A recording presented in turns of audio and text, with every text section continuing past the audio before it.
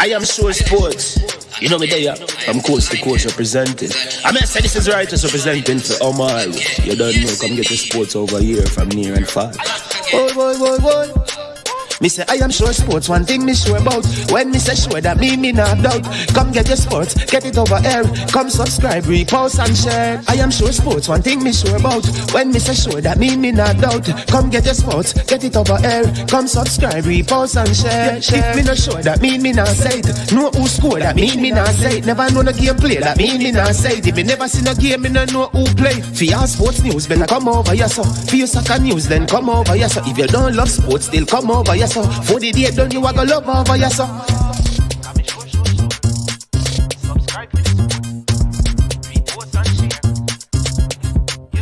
So when it comes on to behavior concerning football, Jamaica is decent. I am sure that if we can get all of these things done, set in place by the end of April, it gives us enough time before the World Cup campaign. Not afraid of no Brazil, no Argentina with these crapper players. We are good enough. Remember to like, subscribe, share. Listen, comment. Let me know what your thoughts are. Trick-Nick Jerk Marinade gives your meats and vegetables authentic Jamaican jerk flavor. The spices are directly from Jamaica. Spices like jerk seasoning, allspice, Scotch bonnet pepper, fresh scallions, thyme, ginger, and garlic. The key ingredients to a great jerk marinade. 0% sugar and low in sodium. You want to try it? Made up of 18 Jamaican herbs and spices. Add delicious, bold flavor to your next grilling experience. Flavoring sauce, a marinade, basting, condiment, or topping. Trick-Nick Jerk Barbecue Sauce.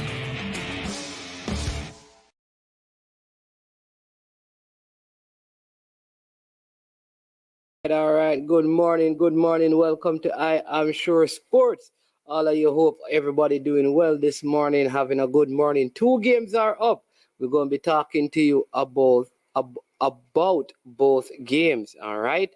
It's going to be a good stream because we'll be really going through both games at the same time. So that is going to be very, very, very, very, very, very, very, very interesting, all right? Ecuador versus Senegal, yes, and we also have the host nation Qatar going up against the Netherlands. The only team in this group that has no opportunity of advancing is Qatar. They are the only team in this group that has no opportunity of advancing, Qatar. All right. All 3 other teams have the opportunity. So let's show you. Welcome to the platform. Remember, this is I Am Sure Sports. I am management. Respect each other.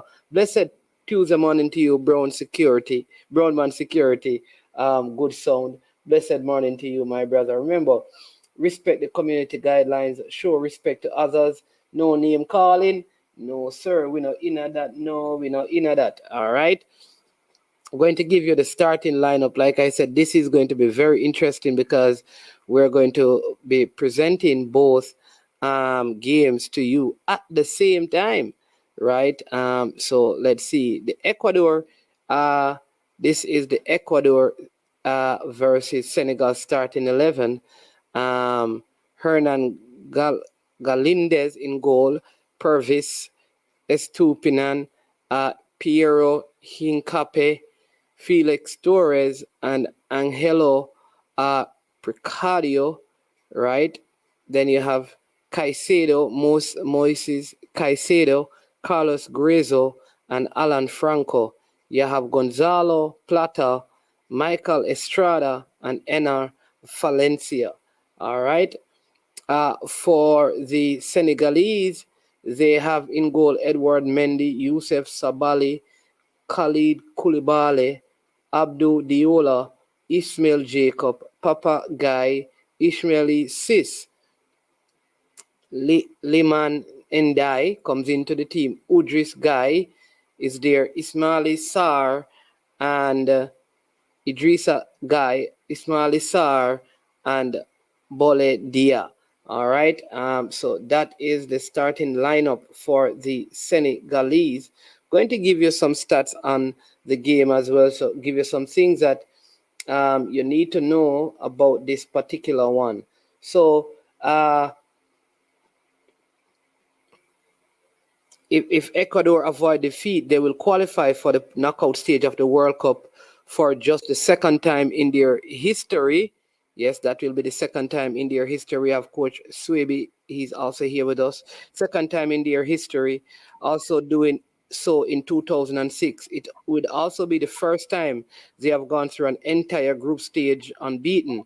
Alou Cisse made three changes to the side that beat Qatar last time out. Sis, Pape Guy, and Ndai are all brought in, and Sarr makes his 50th appearance for Senegal.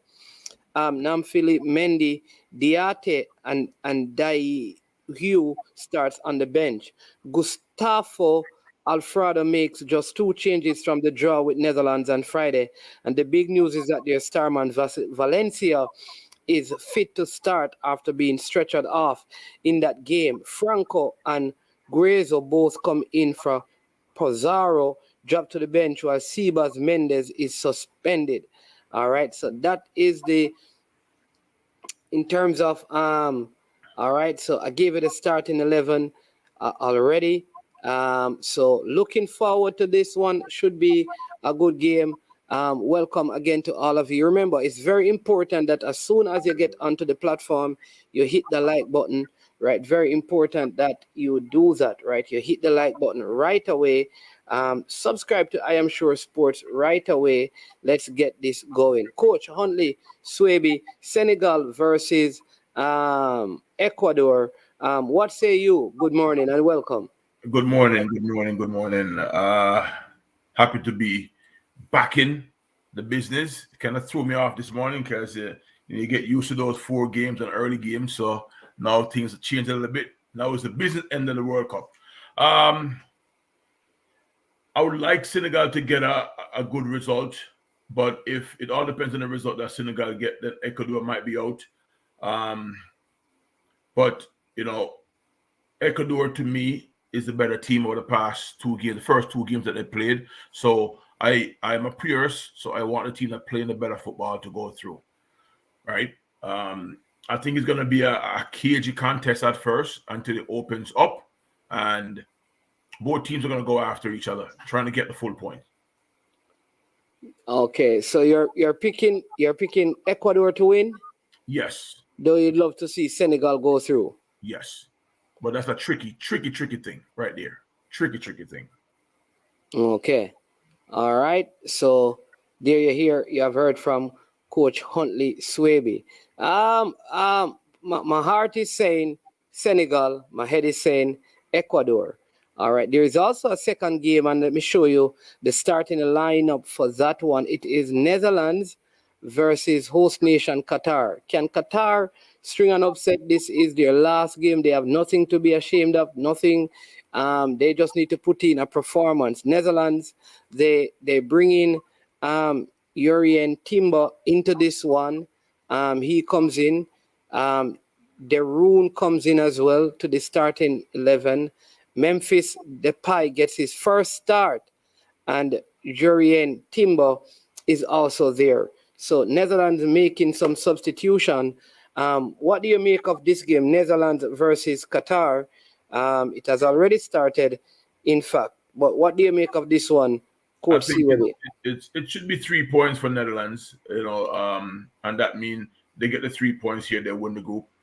So I'm not overly concerned with that, and with I think if they lose the game, they still have a great chance. I'm talking about the Holland. They have a great chance of going through, even if they lose the game. It all depends on how much they will lose the game by, right? So they're basically set. It's just if they're going to win the group or finish second. Okay. It would be a shame if Netherlands finish second in that game, in this group. To be in honest. this group. Yeah. Okay, Blue Mountain. Calling Blue Mountain. Blue Mountain. Calling Blue Mountain. So Netherlands just had their first opportunity. Memphis Depay kept coming onto that ball over the top, but not able to put it into the back of the net. Ball played long upfield, cleared out by the Netherlands. That game is up and it is running. Ludwig 1738, bless up yourself. Christopher Wright, up and running. Travis Peso, KW Media, up. Dave Saw, big up. People, as usual, we encourage and remind you that once you come onto the stream, hit the like button, subscribe to the platform, because that way, as soon as you do that, other people see the stream and they want to join the stream because they're saying to themselves, wow, what is going on with this stream right here? So make sure you do that as soon as you come on. Just hit the like button and then you can come back to the video. All right, we should be having some more for our guests joining us for this game. Still 0-0, Netherlands on the attack here. So, man, you and I are doing two different games. Because remember, you're doing Netherlands games. I'm doing the Senegal game. Well, I'm actually watching both of them, one to my left and one to my right. There you go. There you go. So far, because I'm primarily watching the Ecuador is on the attack. Ecuador is on the attack. Nice long ball over. To Valencia, yeah. End up going for a goal kick. Oh. No, I'm a little bit further along than you. Yes. No. I am skilled, but I'm not that skilled to watch two at the same time and comment. Leave that to the expert. Well, I have 4 eyes, I didn't want to say anything. So yes, indeed. Great chance for Senegal. Oh, narrow miss outside the post. Ball played across there. Attack down the left side. A shot on target by Qatar. Straight into the arms of the goalkeeper. You go. Winning that one in midfield. Pressing and breaking and just firing from around 25 yards out. Good save. I said, I'm going to show you a quick feature that my daughter put together for me. She said, whenever we score, that's what you're going to see in the background. Oh, that's nice. That's nice. Yes, here you go. This is a chance for Senegal. Oh, he should have gotten that one on target. Yes. And this could be the first goal for the Netherlands. Is it a penalty? Referee says no. Goal kick. As Danny Blin was taken down in the box. Nice break again for Ecuador, but intercepted by Senegalese midfield. Long ball played over top. I think this player is going to ultimately be offside. Oh, yes, he was. Keeper came down and did a really good job getting to that ball quickly and clearing it. Bless up Rob Simmons. I love the Senegal fans, man. Look at that. Senegal written all over their bodies. They're dancing and prancing in the stands, hoping that they can get through this one. Welcome to the stream, Rob Smith, one of the regulars here. Look out, people. Rob is here. Here comes trouble. Rob is in the building. Rob Smith, good morning, sir. So let's see, because Qatar is in white, and Senegal is in white. Big up Duckland as well. Christopher Wright. Trouble number 2. You know, Christopher Carroll. Everybody's up and running this morning, man. Love it. Yeah. So can the teams in white win, or will the teams in color win? You know, I this game I'm watching right now, Ecuador, Senegal. Senegal has come out pushing pressing, the tempo. Very aggressive. Yes. And I think a goal in either game will set the place alight. Yeah. Yesterday we were spoiled with so many goals being scored. How many goals scored yesterday? 14? 6 and 5, 11. Brazil scored 1. 12 and 2, 14. 14. You can't have a better deal than that in the World Cup unless, all these 4 games give you another 4 apiece. and then we can say, hey, that's 16. We can't complain about goals not being scored now.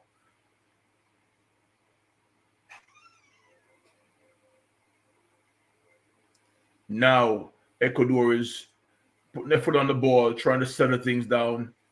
But Poor back pass by Koulibaly, Mendy. and now nice pass, but intercepted by the center back, ricochet to the goalkeeper for Ecuador. And what I like about the Ecuadorian team is that, 2 games, and can you remember their goalkeeper making a save? No. And I'm pretty sure he has, but that's showing that they are a very good unit defensively also. I will tell you this though, Qatar has really looked good in this game of versus the Netherlands. I mean, Netherlands just need a draw.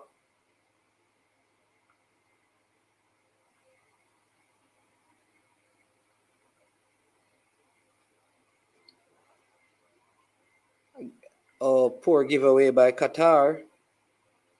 Netherlands come forward. Oh, attempted shot, but block. Shot by Memphis Depay there. Here's Qatar looking to go forward through their instrumental, the man who wears the number 11, instrumental player there. Here they go again. He plays on this side with this number 3 who likes to kick these shots, long range shots, and they dribble and lose. And they're trying to dribble in midfield, and the Netherlands are very nippy in their challenges, winning all of those duels in midfield as Netherlands come forward. Could this be a chance here for the Netherlands? Oh, defended well by Qatar, but still some pressure. Shot way over the top. There's a Qatar player who is down holding his head.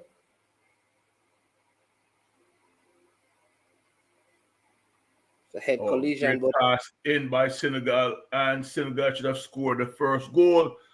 Went for power instead of accuracy and missed the goal by about 18 inches. Let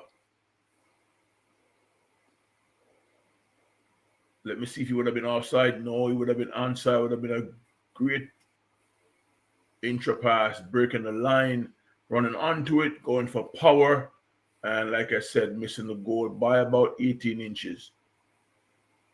Oh wow, a little bit wider than that. Well, they said the Qatar, the attendance in Qatar is 95%, man. That's very good. Yeah, he should have scored. He should have just chipped that one over the goalkeeper. Yeah. And if memory serves us correct, that's one of the first clear-cut chance Senegal have created, right? Yeah. Or give away, or good recovery.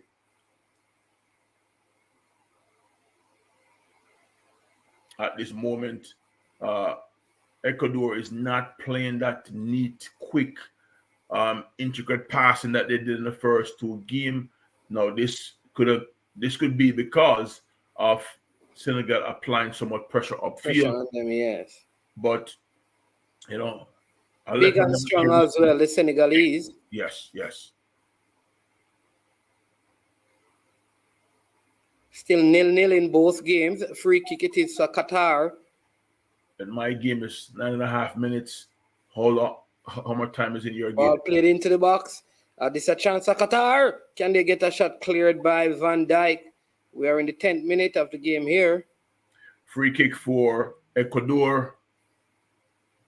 Give me a second there, buddy.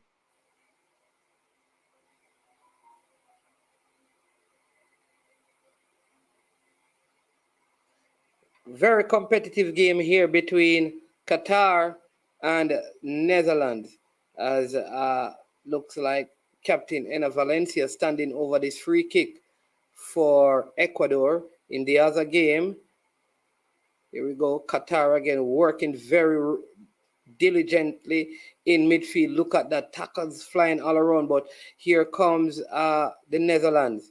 Oh, here they go again. But good defending. Look at the press and the pressure by Qatar. Oh, but good work. But they're still fighting for it. Referee says free kick for Qatar. Foul on Afif. Ecuador. Ball played over to the box, to the top of the box. Oh, what a shot blocked in traffic and easily held by goalkeeper Mendy there. Valencia again with that shot, blocked in traffic. Ake with this one for the Netherlands. As Senegal in the other game goes forward. This could be a chance. A Senegal ball played across the box. Oh! It is knocked out for a corner. Corner for Senegal. Here comes the Netherlands. Won by Qatar.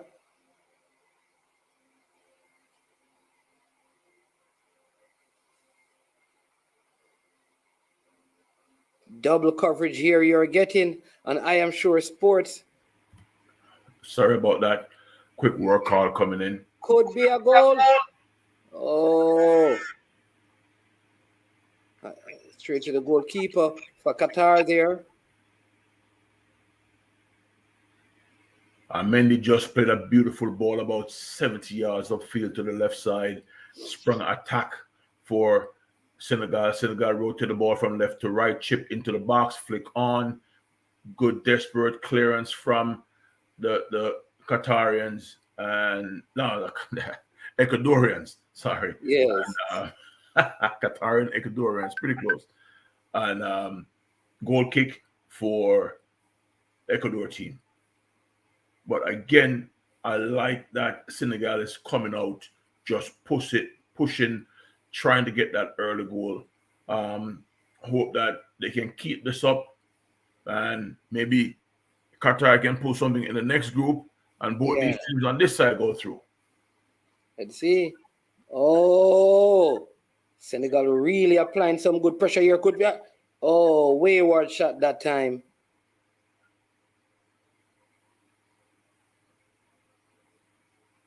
Playing high up the pitch in this game, number 13 there, Ndai. Trying to curl that one into the right top hand corner, but it goes on the outside. Goes out for a goal kick. Netherlands, Qatar in the 13th minute, 0-0. Senegal, Ecuador, 13 minute, 0-0.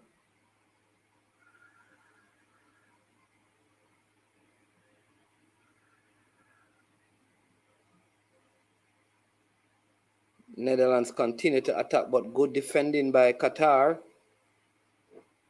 Number 2 clearing that one out. Netherlands again in possession. We're back here to, looks like Ake. Over on this right side to Dumfries.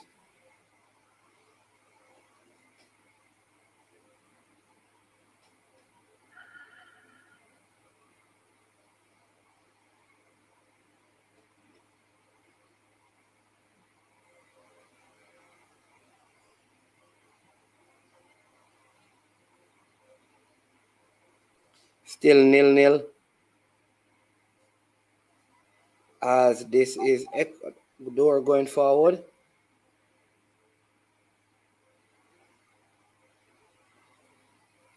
That was a chance there for Memphis Depay.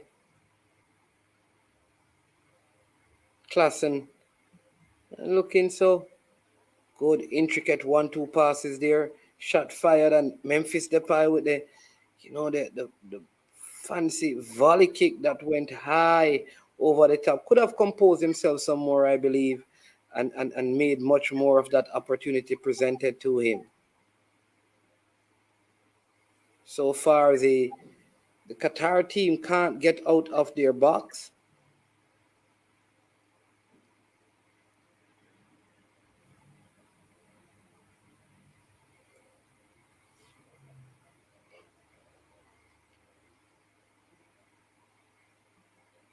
They just can't get out of their box.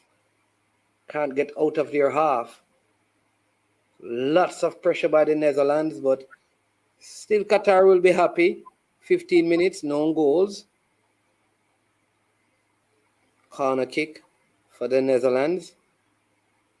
Free kick for Senegal in that game against Ecuador. Both games are locked at 0-0. I Am Sure Sports management alongside Coach Huntley Swaby. Again, remember to share the stream with someone, hit the like button, subscribe if you have not done so yet to I Am Sure Sports. We give you World Cup coverage and our live watch alongs here. Corner played in, headed out.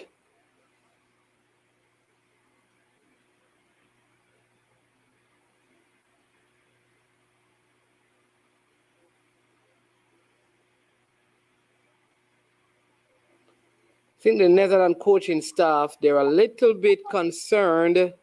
Because they still have not had like a clear-cut opportunity. You know, you don't want to go too far in this game and give this Qatar team any hope that they can get something out of this game. They want their home fans to feel happy that they give a good account of themselves in this World Cup. So you want to make sure, if you are the Netherlands, that you don't give them any opportunity to believe that they have a way into this game. It's still 0-0. Here's Memphis Depay.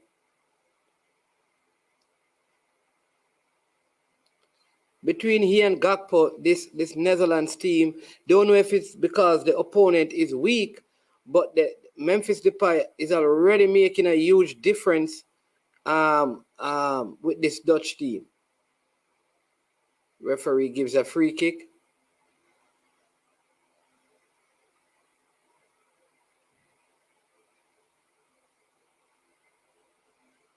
I don't think that was much was in that. First start from Memphis Depay.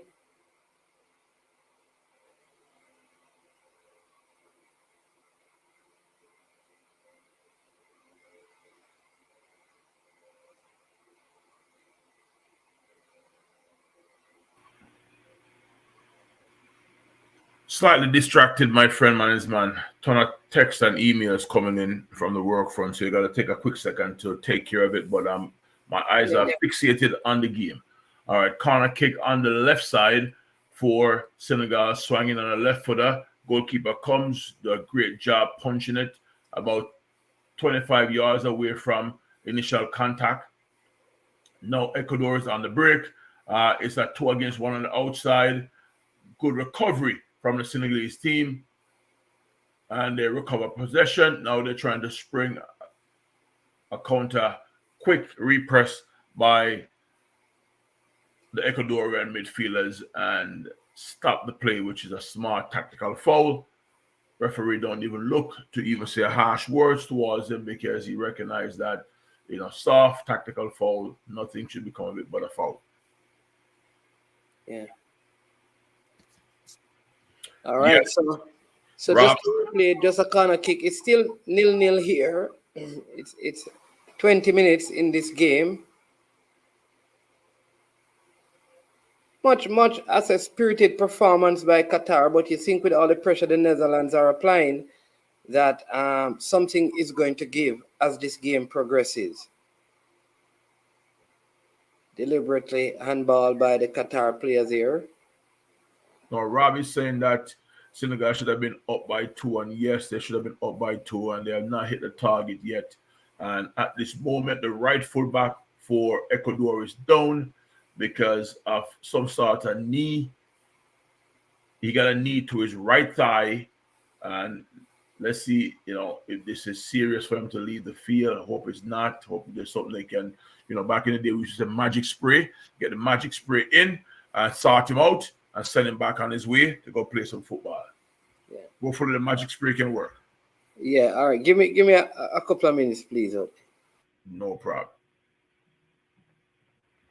Ladies and gentlemen, I'm only watching the Senegal and Ecuador game, so you have to be with me. I'm gonna try and get up the second game on my device here.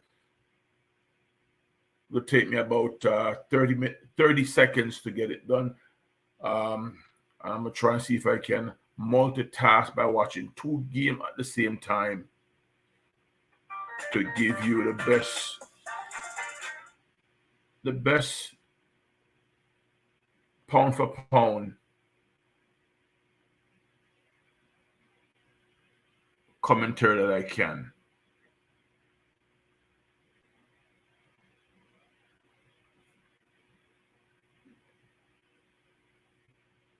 Don't worry, I have it. I just gotta find which station is on right now locally and make it happen. Qatar.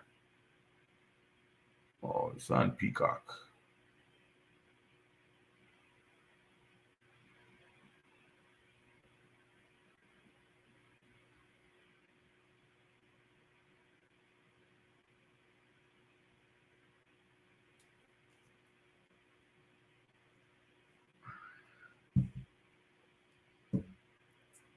All right, let me switch my TV to the next one.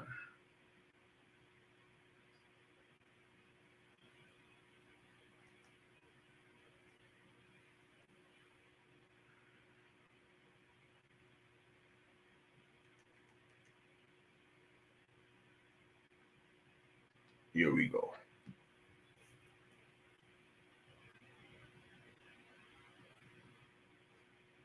So right now you can see if you're watching the Netherlands game, the Netherlands is in full control of this game from a possessional standpoint. Qatar is now venturing into their half.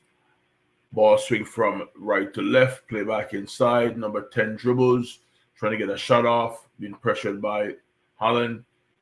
Still can't get a shot off, rotate the ball back outside again. And now they attempt to cross, blocked by the Dutch defender. It's out for a corner for Qatar. So that game is right now going to take a corner there. Now I'm back to the Senegal game. Senegal, Ecuador is in possession right now at the half line. Senegal is pushing them back. Ball play back to the goalkeeper. So now they got to reset. Ball play out to the left center back. Center back has time and space. Plays it into the fullback. Left fullback. Fullback plays it back to the goal. The center back. Center back swinging from left to right. In the Netherlands game, Qatar is taking your corner. Good clearance by Netherlands. I didn't see which defender did that. Ball was a reverse pass back outside to the left. Cross into the back post. And Virgil van Dijk got to it and just flick it on for another corner for Qatar. Senegal is breaking quickly, although Ecuador has players behind. Ecuador has 6 players, 7 players now has retreated. Good defending by the Ecuadorian fullback.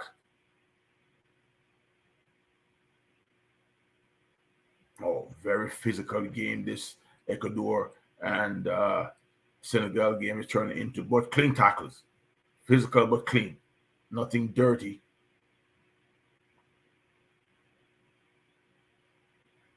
Corner kick comes in for Qatar. Shot and goal, although under pressure, missed the target by a wide margin. Don't have management skill to go back and forth, so I'm trying my best to keep up and do a good job here.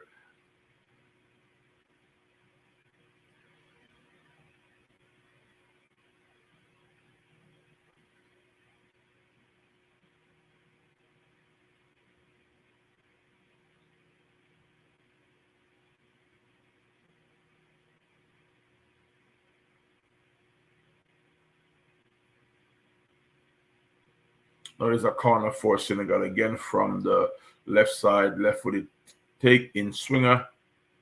Keeper comes out again. Nice punch. Try to get a shot off. Ball ricocheted back into the Senegalese path. They played outside to the right. Ball was playing behind the attacker. Attacker flicked it up in the air. The Ecuador goalkeeper cleanly collected it without any pressure. Long ball play in behind the Dutch back line. Goalkeeper let it run out for a goal kick.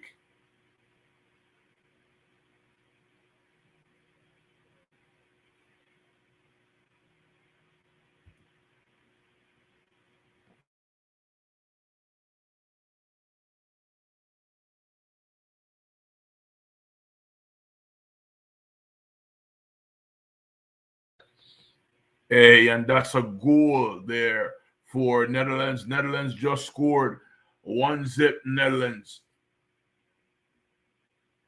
Let's look and see the replay. It was slightly distracted when the ball was played in.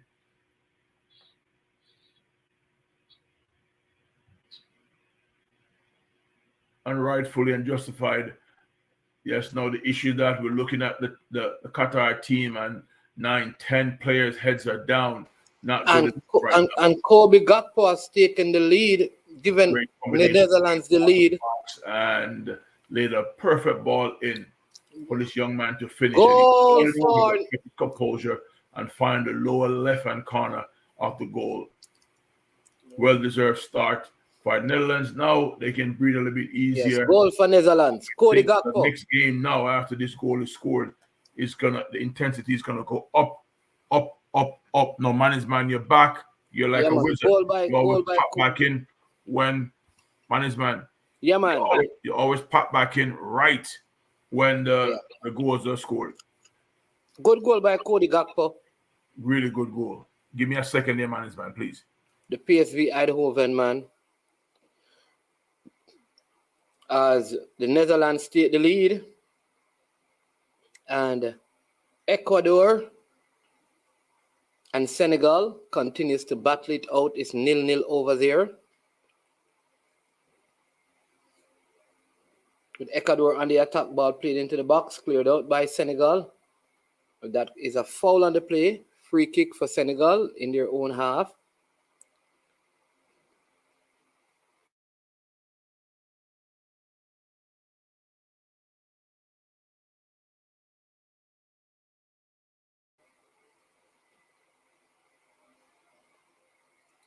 So it is Netherlands 1, Qatar 0, Ecuador 0, Senegal 0.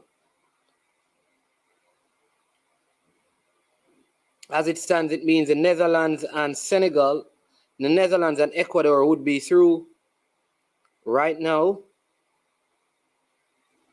But many things can change. Qatar tried to come forward. It is going to be sad for one of these two teams.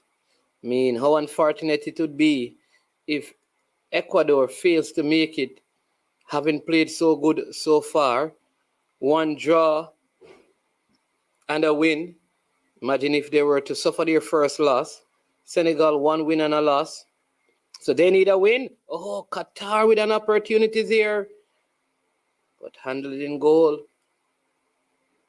by the man Noppert for the Netherlands.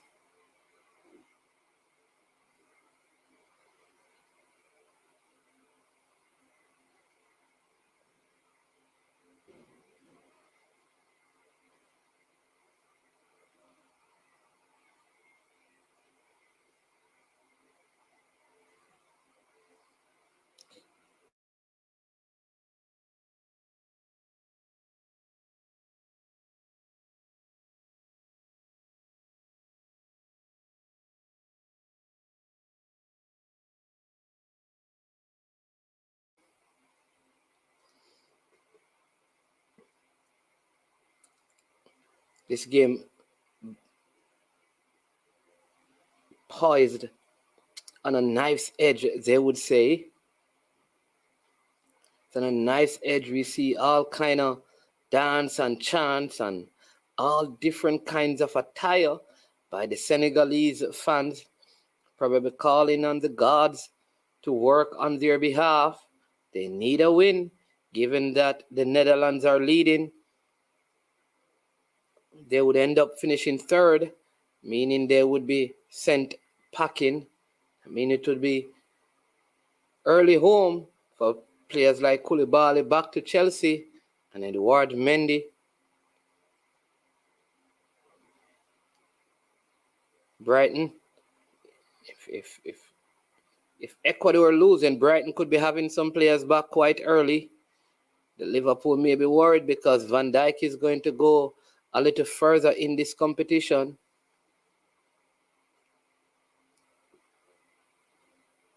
Let's see the clubs that will get back their players early in preparation for their leagues.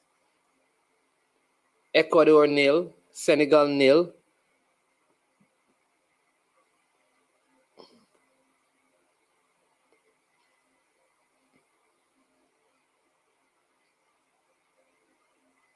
Remember, if you're watching and this is your first time to I Am Sure Sports, please ensure that you subscribe, you like the video, and you share the video if you appreciate our content, giving you coverage of both games. Senegal again looking to come forward, and the more composed of the teams out of Africa. That one deflecting off the Senegalese player there. It goes out for a goal kick as the Netherlands come forward again. Really having lots of joy down this left side.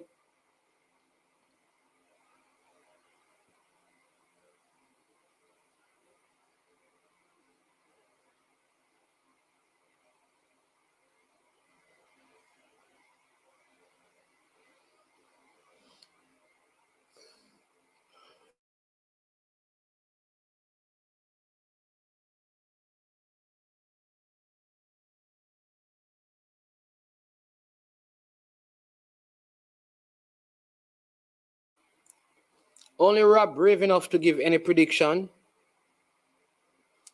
Everyone else is afraid of giving any prediction on these games. Haven't gotten any predicted score lines. This is a free kick. Let's see. For Qatar. Dangerous territory. I'm telling you, Demo, the amount they're wanting for him keep going up. So you know that Arsenal gonna leave him alone.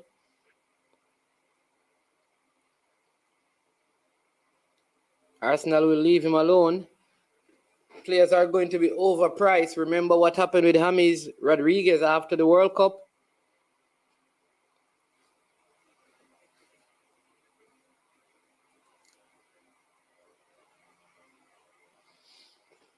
You know what happened to him? His price went up astronomically.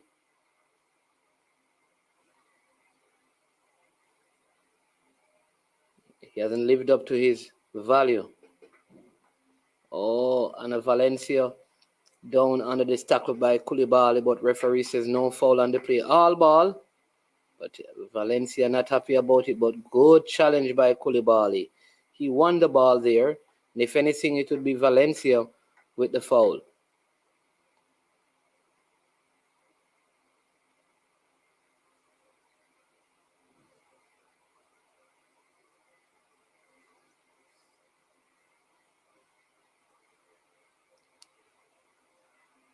Qatar, this is I think Qatar's best game. Again, I've seen them play. Of the three that they have played, this is the best game. Though they are down a goal to nil and could lose by multiple goals, but this is the best I've seen them play. Stringing a lot of passes together. Look at this. Good play again. And they have a break here. Ball played into the box. Cleared out by the Netherlands. Again, that was a good play. They have a number 3 that plays left back. Very speedy player, strong player. Thank you, Duckland. You know, Manchester is famous for buying overpriced players.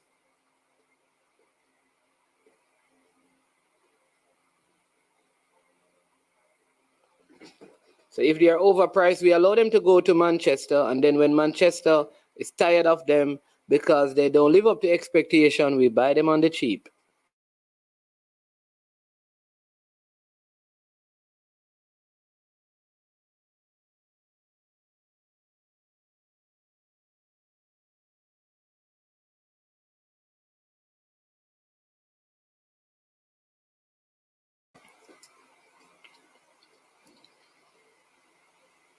We'd love to see what he does in the round of 16.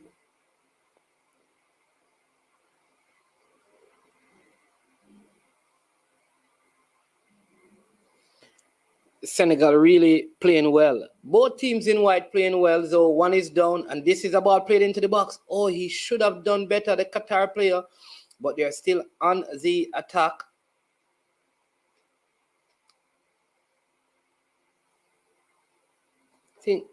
See, that was an opportunity. Ball played over the top. Oh, my word. Here goes Qatar again. Man beating Ake. Ball played into the box. Cleared out again by Van Dijk. Headed by further by the young, but still Qatar have it coming forward. Still Qatar with it. Qatar really playing some good football here against the Netherlands. Oh, here they go. Good coming back and defending by the Netherlands. But pressure still not averted yet.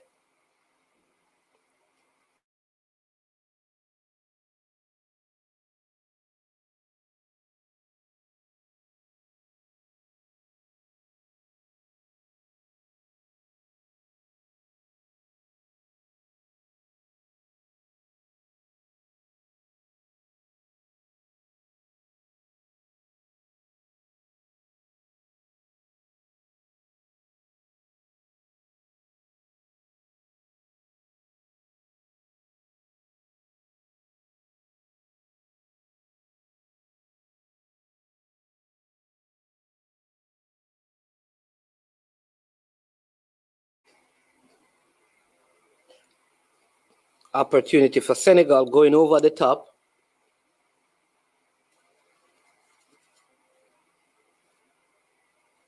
I think at some point they're going to hear the score and realize that if they don't get something going right away,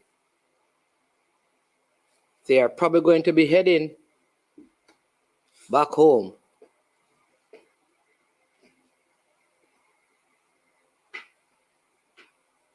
They need to get something out of this game. In fact, given what is going on now, Senegal needs to win.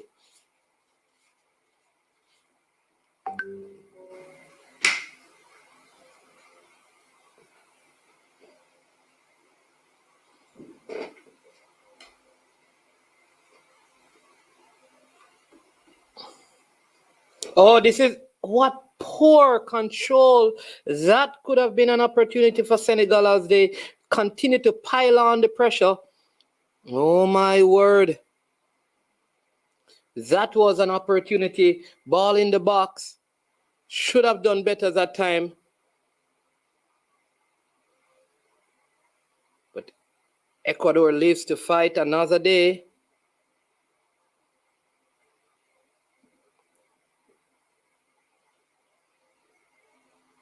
Player down. Still the Netherlands lead. No action now, so.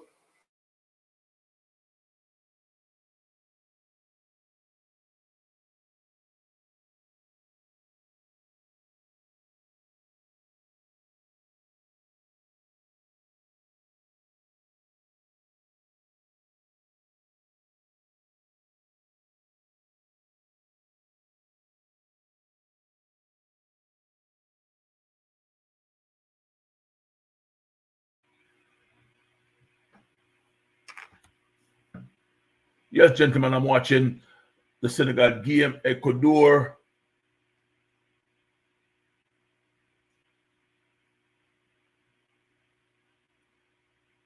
Very competitive game, no score yet. Still think this game need a goal to really, spark the next team into action. Either way.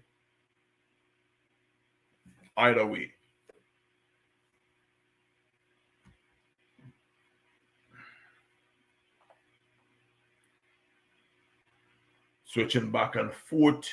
One of my devices 30 seconds faster than the next device.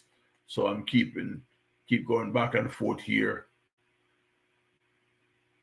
God, for one quick second, the TV froze up. Another quality chance for Netherlands.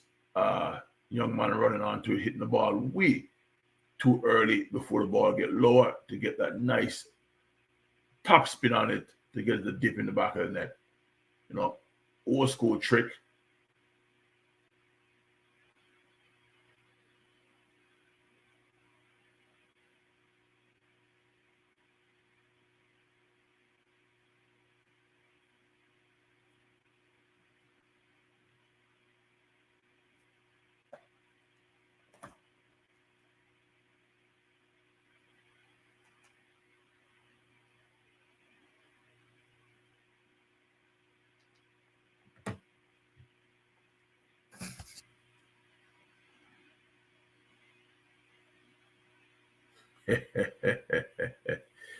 Gapo, yes, Demo.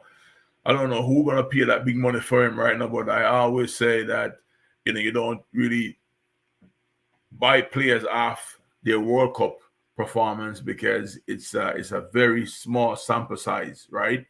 Unless he's doing this in his leagues constantly and consistently over week in, week out, then I don't think another 40 mil to his price tag is gonna, get him sold quicker. I think this World Cup might just, reaffirm what he is and his price tag with add-ons, but not adding 50 million to, onto the original price tag.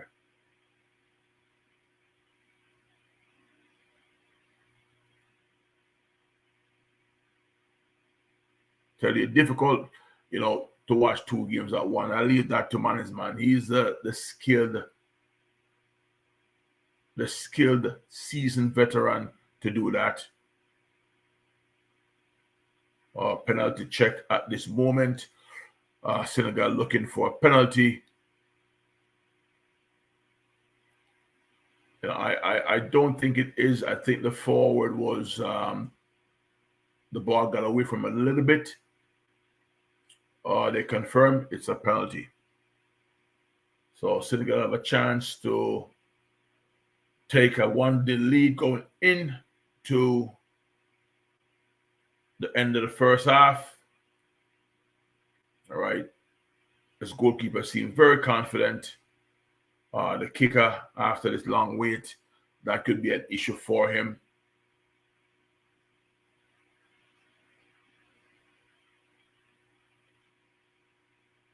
I thought the player was a little bit out of control, the ball was a bit further away from him, but I guess the angle that I saw it from, which is the one directly behind the goal, the VAR saw it from another angle and said he probably had a chance to get the ball back when he got cut off. So here is a penalty.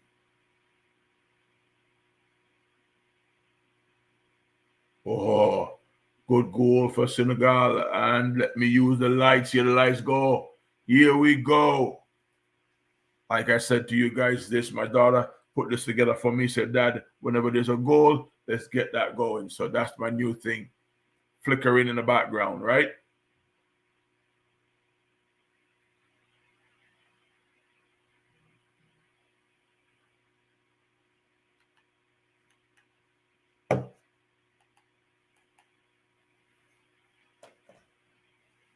So 1-0 for Senegal. 43rd minute, this goal was scored. So I'm pretty sure they're going to put some more time on the clock. And I'm back, and Senegal has scored. yeah, man, whichever person you are hiding out watch the game with, every time the man score, you come forward. Mm-hmm. Whoa, this has really, whoa. This has certainly turned things around. Ismail Sarr, the man that we have been expecting a whole lot from. Maybe this is it. He's finally delivering. The Netherlands go on the attack, and Ecuador hearts are broken. It's just a minute before halftime. Whoa. What is going on? The whole group is turned upside down. A penalty awarded. Oh, brilliantly taken penalty. What do you think about the penalty call, Sir Swaby? At first, it was a bang bang play, and I thought that attacker had over dribbled a little bit, but then when you look at it from and that kind of reinforced my first glimpse at it when you saw the highlights from behind the goal.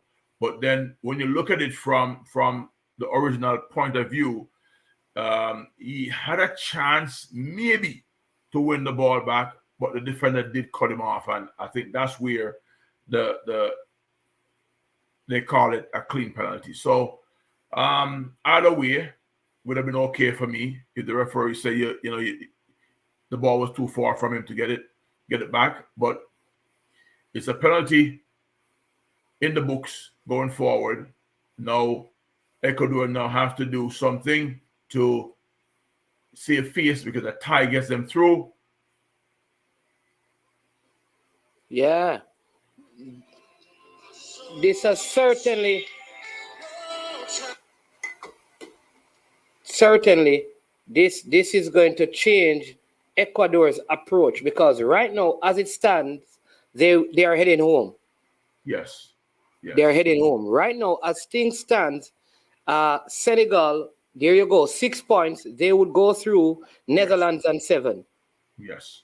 And for all the good things that they have done, that moment, that moment right there can have them going home tomorrow morning.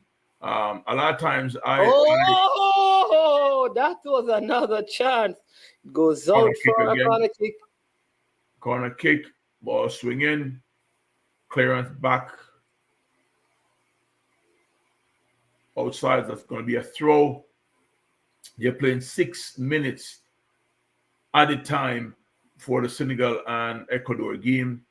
I think that's because of the VAR check, which was not too long, but I think there were some niggling fouls that slowed the game down a little bit, and the only 3 minutes added in the Qatar Netherlands game.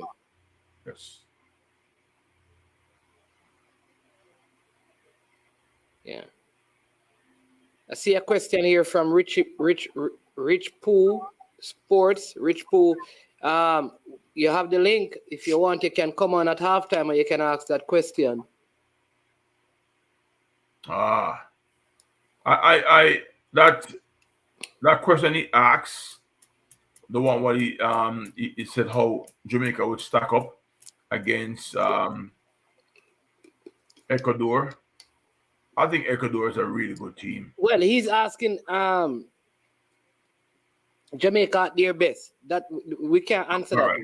What is Jamaica at their best? I think the Ecuadorians trying to buy a card here. Yeah.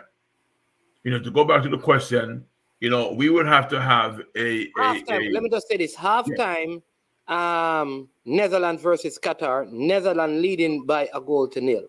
All right. Go ahead, Coach Swaby.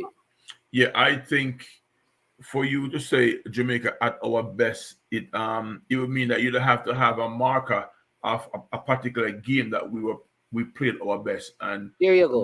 The last campaign, we can't use anything from that campaign, so it'll be difficult. Do we have quality players? Yes. There's the group we have, and also the campaign shows that we have some issues with depth also.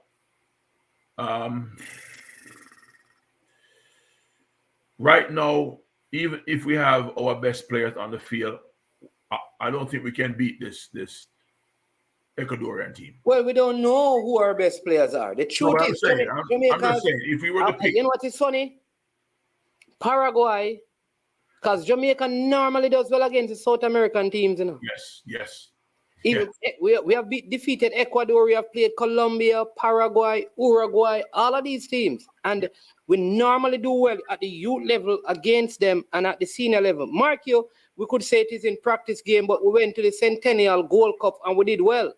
Not the Gold Cup, Copa America.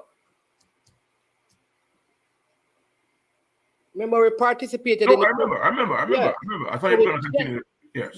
Yeah, we generally do well against South American opponents. If we go by that, and again, we don't know our best team. No, I'm just saying, if we were to pick, quote unquote, our best 11 right now, right? I think this Ecuadorian team would still beat us Well, because let me they're ask still Rich together. Poo, because Rich Poo like to ask question. What I want him to do is to give us what he believes is Jamaica best 11. And then if he does that, then I can tell him if Jamaica can beat, who Jamaica can beat with that 11 and this present coach that we have. All right. All And I'm right. talking So about if everything is organizationally right in terms of flight and travel and time to prepare. now they just blew halftime for the Senegal Ecuadorian game. Yeah, that's a good question. That's a good follow-up question to see if we can really do this. You know?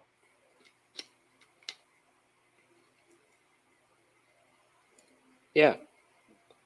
So, knowing Rich Poe, he's going to ask one question and ask question. So answer this question, He asked Rich another Poe. one. He just asked another one. But he Yeah, has man. to answer our question also. He Yeah. has So to answer our question. he has to answer the question that I have asked, which is you select what you believe is Jamaica best 11. All right. So just give me a minute as he prepares that only. Nick, Definitely. yeah. All right, so I'm gonna jump into the stats for the Ecuador and Senegal game. Right now, the ball possession stats is 53 for Ecuador and 47 for Senegal. You look at pass accuracy, 77% for Ecuador and 75% for Senegal. That is way below the international standard, which is 80%. So both teams are struggling now retaining the ball. 12 fouls for Ecuador, 4 for Senegal. 2 offsides for Senegal, and 4 corners Senegal have. So even with a lower passing accuracy, they have gotten in the final third enough to get not only offsides but corner kicks. And we did talk about them pressing high, winning the ball back high, and that we have not seen the Ecuador playing this sloppy. All right, the first 2 games they were very clean, they're very neat on the ball, quick combinations, playing through the lines, playing around the block. Right now, I think they're struggling a little bit. If they continue in that vein for the second half, they're gonna have some big issues because I think right now the Senegalese team is running on full throttle and they're hungry and they were rewarded with a penalty and they scored penalty. All right. Now compared to the games that we played yesterday, looking at the passing totals right now, Ecuador have 184. You think about a couple of games yesterday in the total scheme of things between both teams, you have over 1,000 pass. Right now, we're barely heading towards 400. With, like I said, Ecuador having 184 passes and Senegal having 151. So we're barely in the 300 passing range when it comes combined. That's combined. That's combined. We had teams yesterday in the first half who had 300 plus passing, right, with an 80 plus percentage range. So, just to give you an idea of how this game is going along, right? Going along. In your own half, that's not great, but in your opponent half, right?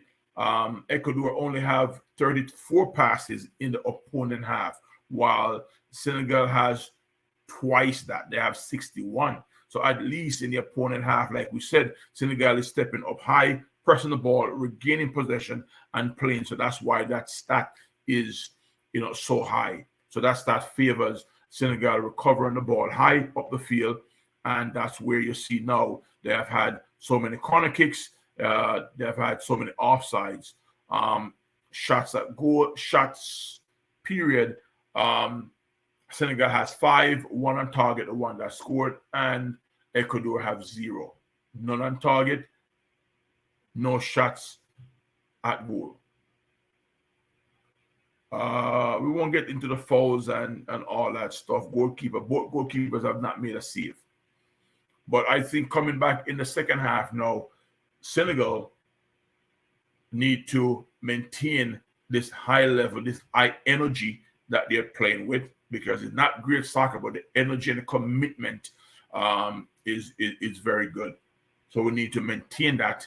And now Ecuador now need to go back to what made them successful in the first game and the second game, that quick passing.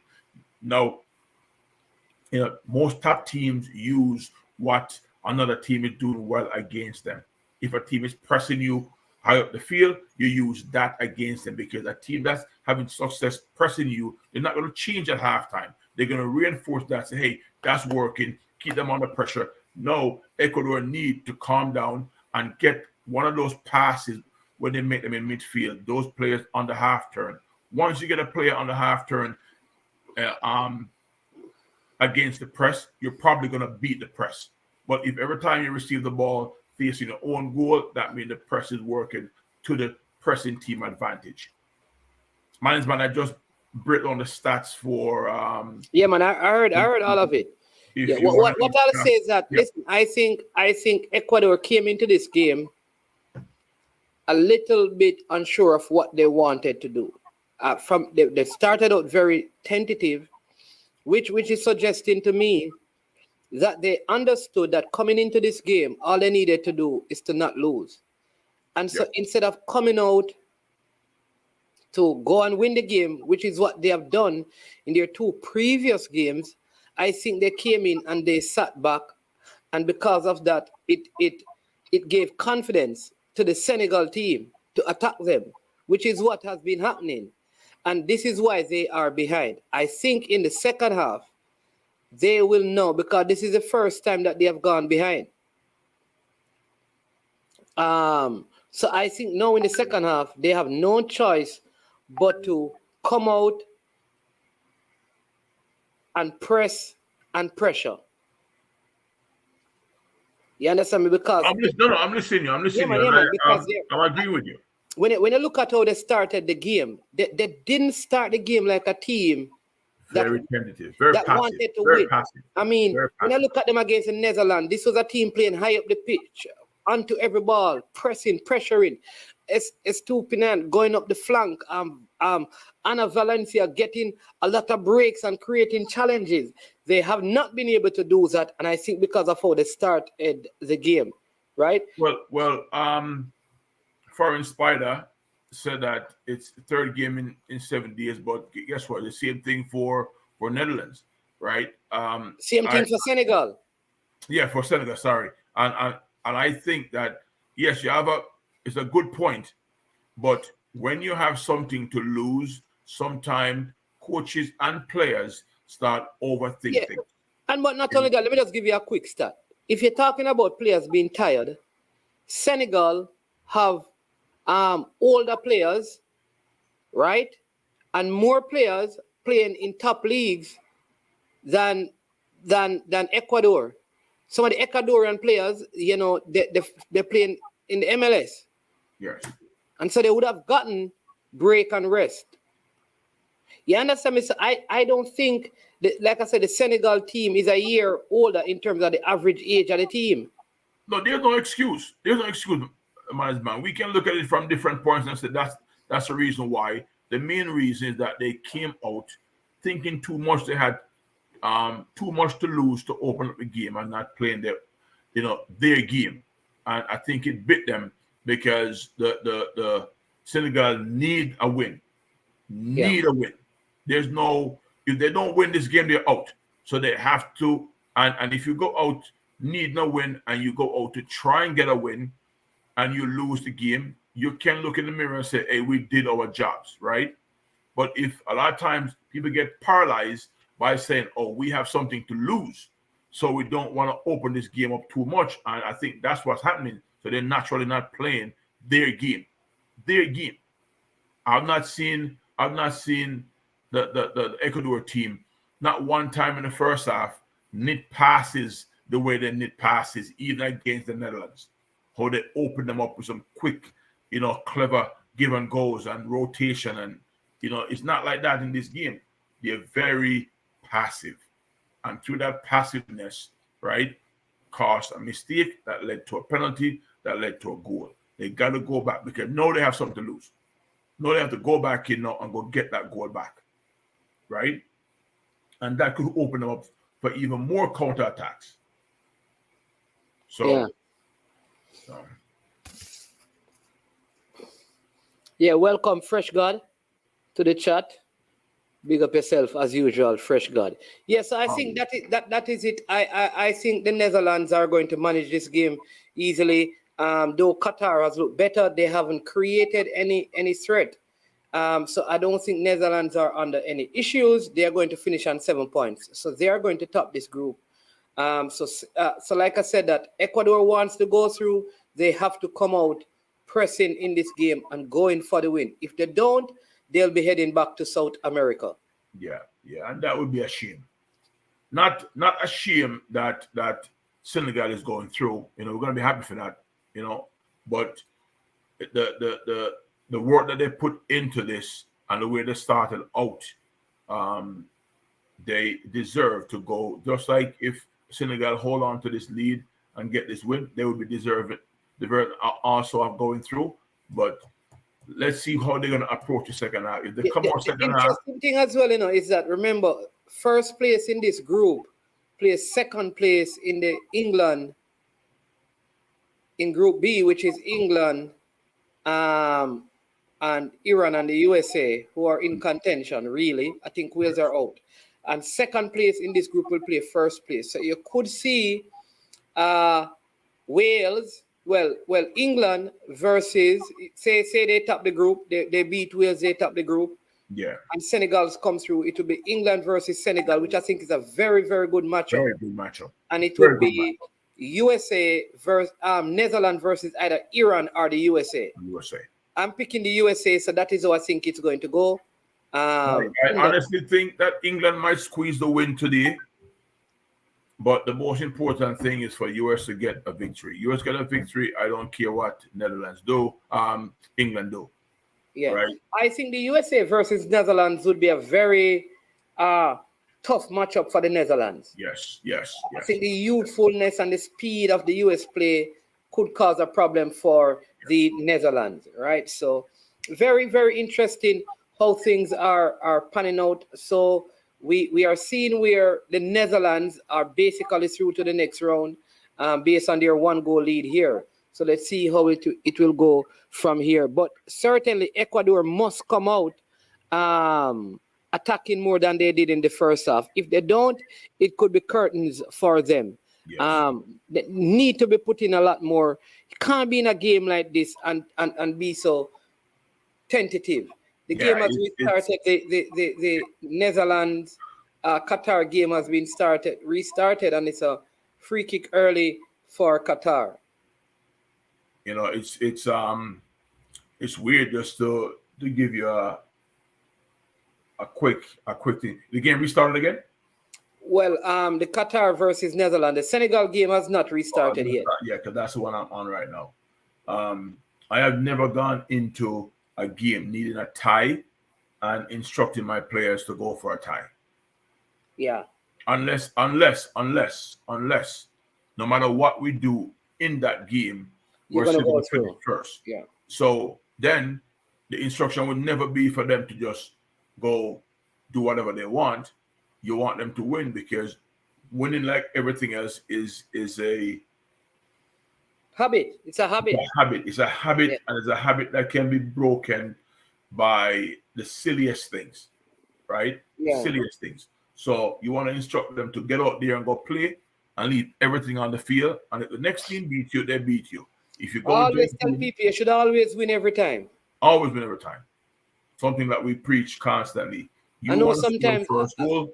Yeah. Go ahead. No, I was saying to some people in schoolboy football, they were saying that team should lose so they would match up with that team, and I don't. No. I don't share that policy.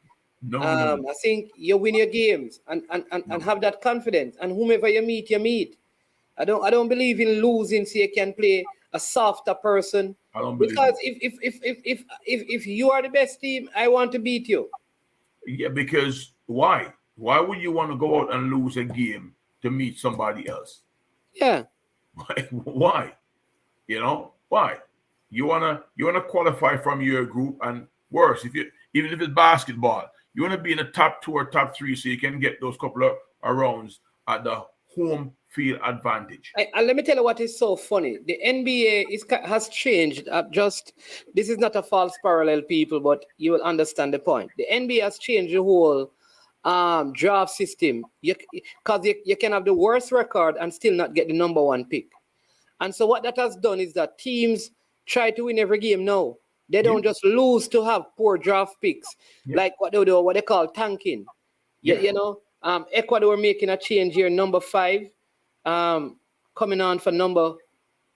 Who is he coming on for? They have made a substitution here. Let's see if we can get that substitution for you. I'll tell you in a second. Alan Franco is out for Ecuador. So Alan Franco is out for Ecuador, and Jose Cifuentes is in the 46th minute. So one change. Yes. Alan Franco, and also Carlos Guerzo is out. Those are the 2 players who came in, and Jeremy Sarmiento is in. So Ecuador making 2 changes, looking for a way back into this game, as the Netherlands are still 1-up versus Qatar in their game.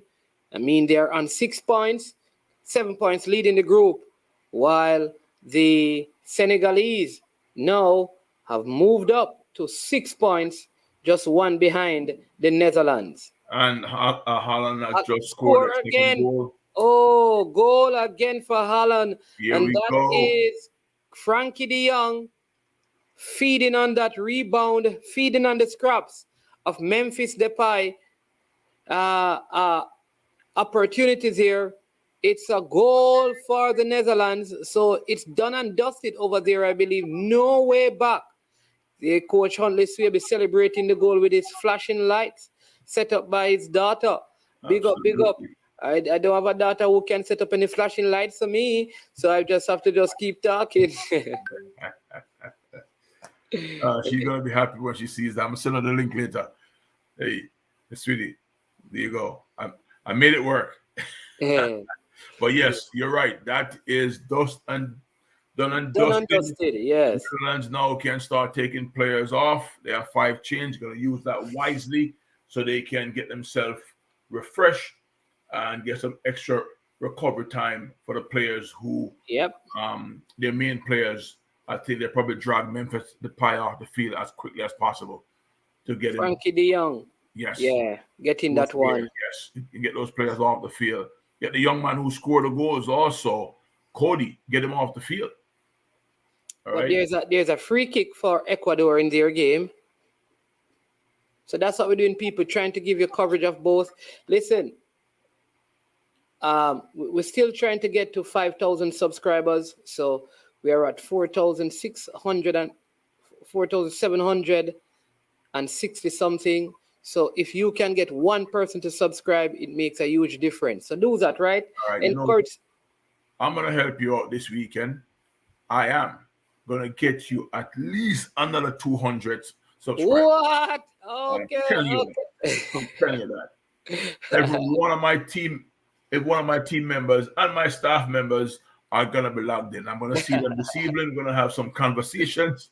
And I'm like, hey, listen, if I check with my friend and you're not subscribing, we have a problem. Hold on. Brando is asking the score. Netherlands leading by 2-0. Frankie de Jong scoring in the second half to give them a 2-0 lead after Cody Gakpo scored in the first half to give them the lead. And Senegal leading Ecuador by 1-0. So that is the score in the games as Coach Swaby is going to come back.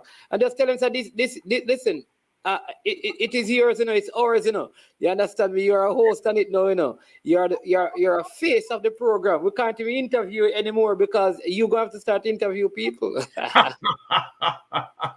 remember last time I told you, I'm going to be away for a while and I'm going to disappear and you have to call me back in about 3-4 months. All right? Yeah. Yeah, man. No, but it's a great medium. And as I said to you, hide from saying it. Great job by you creating this for us all to enjoy and have fun with it. Definitely, man. And we can't do this on EPS Sundays though. It's gonna be way too distracting. You know what though? We do an EPL show, but we normally do the preview on Fridays because on Sundays is a little bit rough because my team sometimes plays on Saturdays. And why would I want to do a show on Liverpool? You would have to do that. Not me. You know what? We'll talk about that. So when Liverpool is playing, you can do it, and you're the Liverpool fans. Whatever. Unless Liverpool and Arsenal playing. No, that's gonna be a match, also. That's gonna be a big time match, That's gonna be a big time match. You know that. Yes, sir. Yes, sir. Because that's after the whole transfer window. It will be interesting to see how teams, because it's just December 26th, and then you get into January. So you suspect that there are many scouts and agents working on deals in Qatar, making arrangement for January for transfers. Yes. But we also had this quick conversation earlier when you stepped away. It's a very tricky thing to buy players on their World Cup performance. I am telling you, I don't like it. Yeah, James Rodriguez is a good example of that. Yes, man. It's a very, very tough one.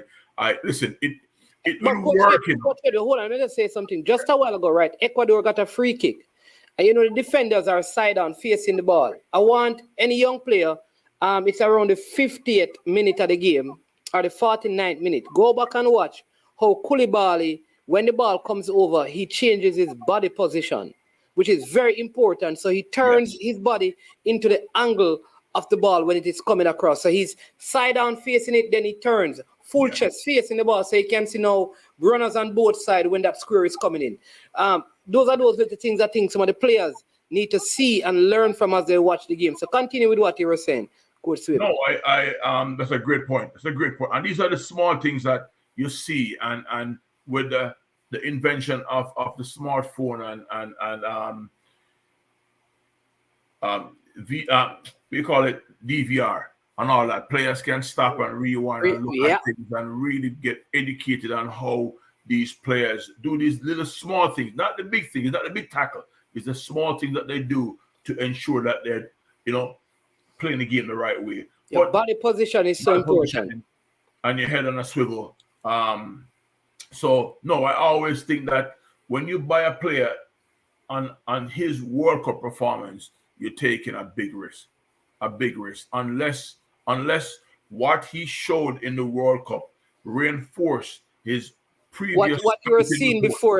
What you were seeing before. Yeah. Then you can say, all right, but if he comes out of the woodwork and do it, and have a great World Cup, and that was not part of the foreseen future, I would not be, spending the extra 50 or 30 million pounds to put on that player, because chances are he's not going to be the same player for you, right?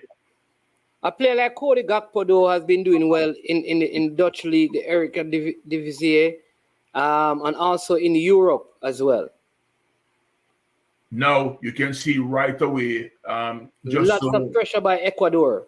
Exactly. Now they have gone back to playing because now they got something to lose, and this exactly, to me which is how they should have started the game. I think this is the issue with them. They never started the game this way. They have pushed Senegal all the way back. Overthinking it, my brother. Overthinking it. No reason why. Just play your game. If they beat you playing your game, you walk away saying, hey, you played your game. But when you go in with the second and third opinions of, you know what, we don't want to expose ourselves. But if you're playing well in the first two games and you weren't exposing yourself, what do you think all of a sudden now you're going to expose yourself?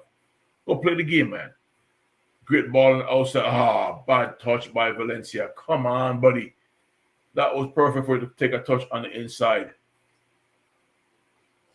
All right, give me people, remember you're watching, please hit the like button. We have just 20-something likes, so go ahead, hit the like button, subscribe, and share. El Grandero. Enough respect. Enough respect, my brother. We're always here to trying to share, and I love the platform because you guys come in and through, quality questions all the time. I don't know how many posts that, that how many people who post man is man don't show, but everybody that come on is always very knowledgeable of the game and make some really good points.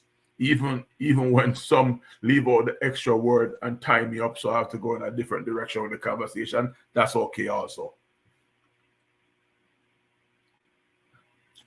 As I'm saying, I'm watching the Senegal game where now Ecuador have come out much more purposeful. All right, playing quickly, high pressing, forcing Senegal to go along. All right, even though goalkeeper Mendy had the ball played out to Kunabale goes and play a ball 35 yards immediately, not trying to take any unnecessary chances playing through midfield. No, they work the ball all the way to the right fullback to right center back, roll the ball off. Again, try to ping the ball another 45, 50 yards. Ball recover by Ecuador, left fullback. Ball plays in midfield. Poor touch, but did get the ball to the striker's feet. Strikers that maintain possession. They forced it back to the center back. Center back plays out to the right fullback. Right fullback plays out to the right forward. A poor touch, but recover, play back to the right center back to left center back across the field. And at this moment, this half, Ecuador is playing from left to right. Senegal is playing from right to left. Ecuador now is in full possessional control. Let me look at the stats. I'm pretty sure that their passing has gone up. Now it's at 79%. So now you can see that their passing accuracy is getting up closer to 80. And we have said that from day one. Once a team gets to the 80%, that in the 80%, you have really good control of what you're doing. So we're talking about right now, man is man. Ecuador has moved their passing percentage. At one point, I think it was 76 or something like that. Now it's up to 79. And I'm pretty sure in the next 5-6 minutes, if they keep doing what they're doing, it's going to be in the 80s. So now they're in positional control. Now, can they penetrate to create chances? Because I think this half, Senegal will not be missing those open shots that they had, or will not be missing the frame the way they missed the frame earlier. Right? Yes. So now they're moving the ball side to side, trying probing for space, moving the ball quickly. This half, 12 minutes in, now Ecuador look like the Ecuador that we wanted to see this morning, right? All right. See, Duckland saying that he was right. I didn't hear when you said that Cameroon would be the first team that would have off-field issues. I heard that there's a suspension for their captain and goalkeeper. Well, the goalkeeper, Onana, who was flown out of Qatar because he was suspended. But do we know why? I can tell you what the report is saying. You're the man with the knowledge, man. Let me know. Right, so he has flown out of Qatar. He was dropped for disciplinary reasons. I heard that. Yeah. If you can't fit in with what's required to be a part of a squad, then I do think that you need to step up to the plate and accept responsibility for that, because the team, the squad is more important than the interest of any individual, said Monday after the Serbia game. So that is the coach speaking. Onan released a statement on Tuesday saying he was not allowed to be with the team at the Serbia game. In that statement, Onana also said he had tried to solve the issue with Song, but there has been no will on the other side. He also seemed to dispute Song's account that he had broken squad disciplinary rules.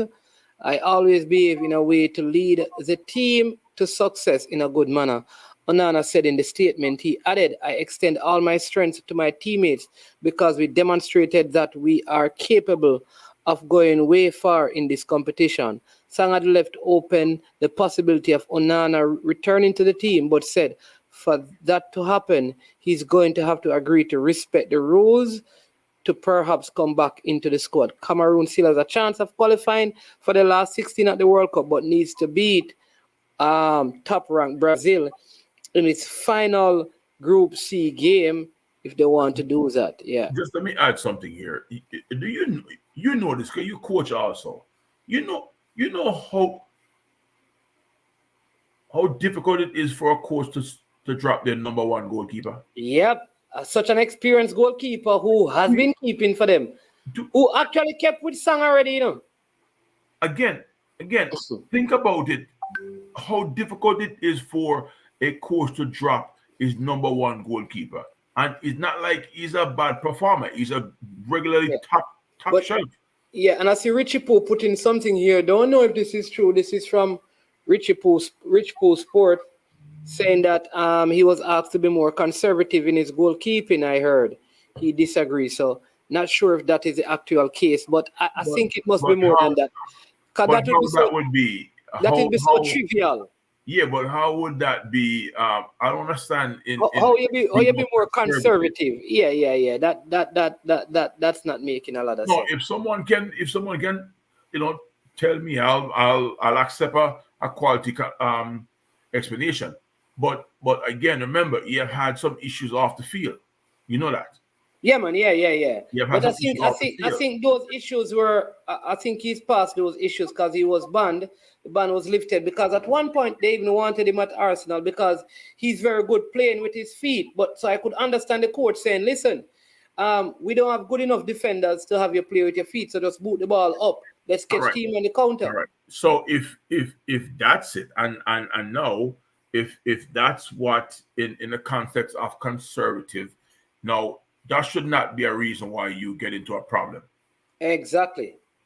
That if that's the reason, then they have all right to walk away from him.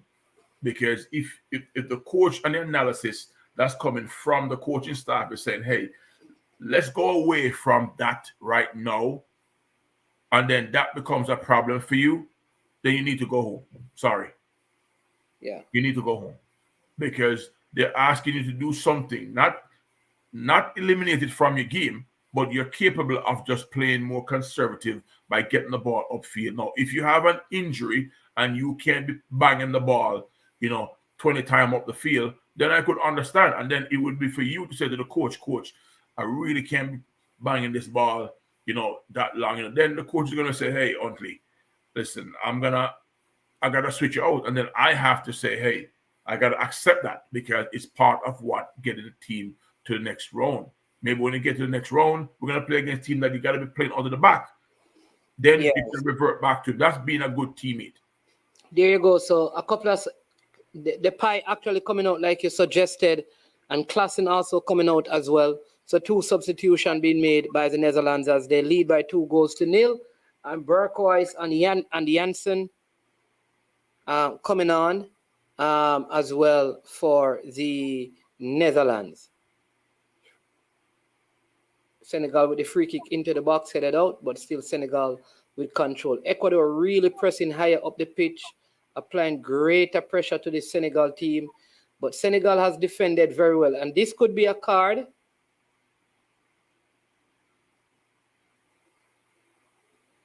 The ball is played out. Plata running into the man there as he was blocked out. Yes, Richie Poole, let me tell you this. Either of these teams can give England a hard time. Right? I think Senegal can and Ecuador can. Hey, Ecuador just made a change. They brought out Estrada and brought out, I think, Risco. So they made a change. Like substitution. Yes.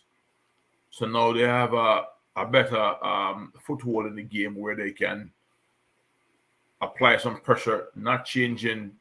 Yes, then like for like. I mean, they took out the 9 and replaced him with a 9.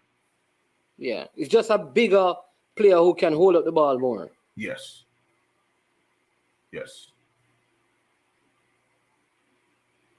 Michael Estrada plays for Cruz Azul. Really, really nice stadium Cruz Azul have down there in Mexico.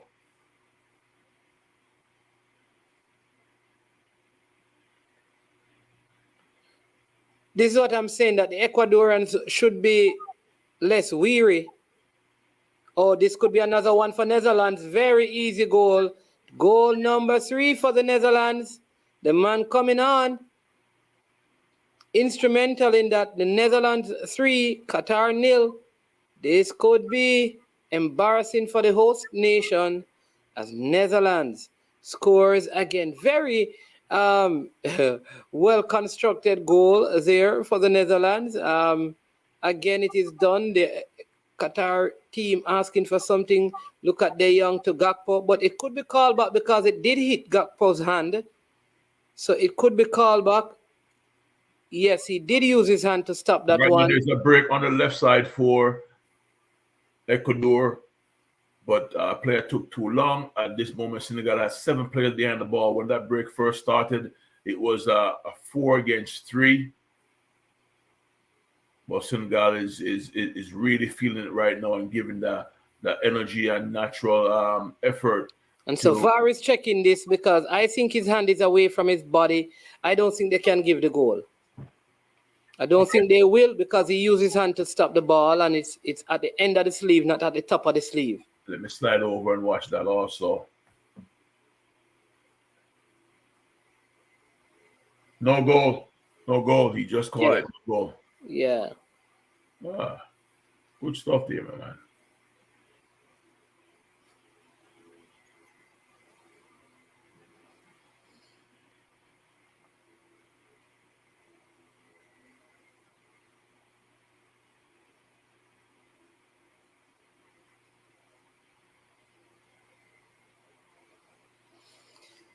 So that one chalked back by the officials. So it's back to 2.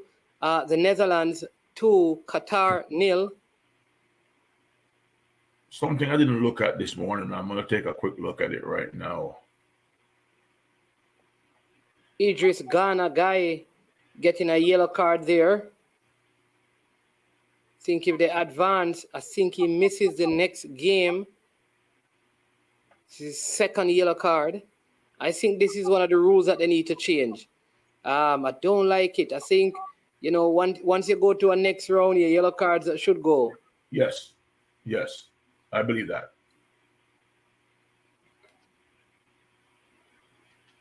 I believe that also.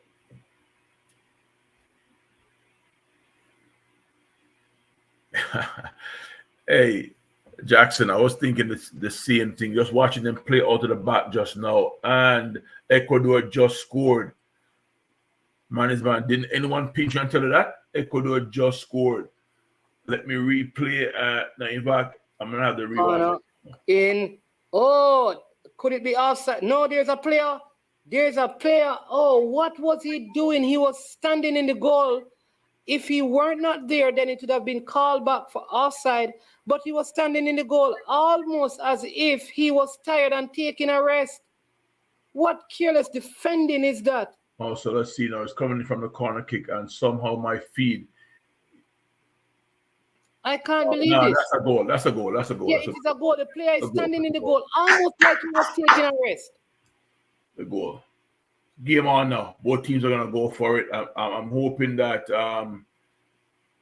Ecuador don't go back to the tentative that they started the game with. And he is the player on the left post right there. Look. I see it. Standing there.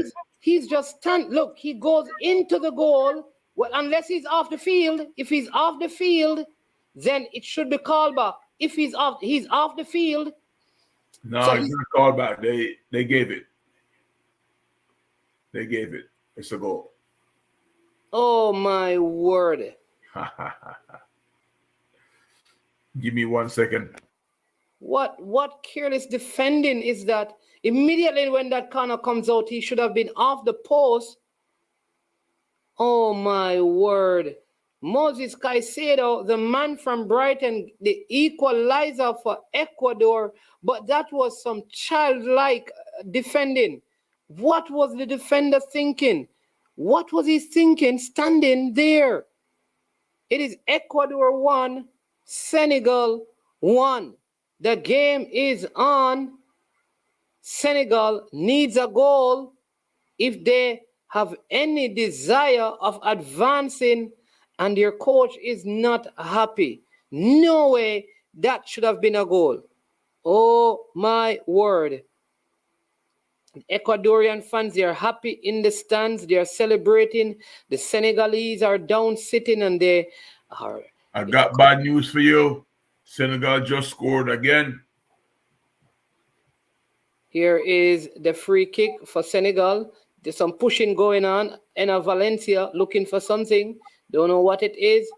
Oh, there you go. Oh, ball played in. Oh, Koulibaly!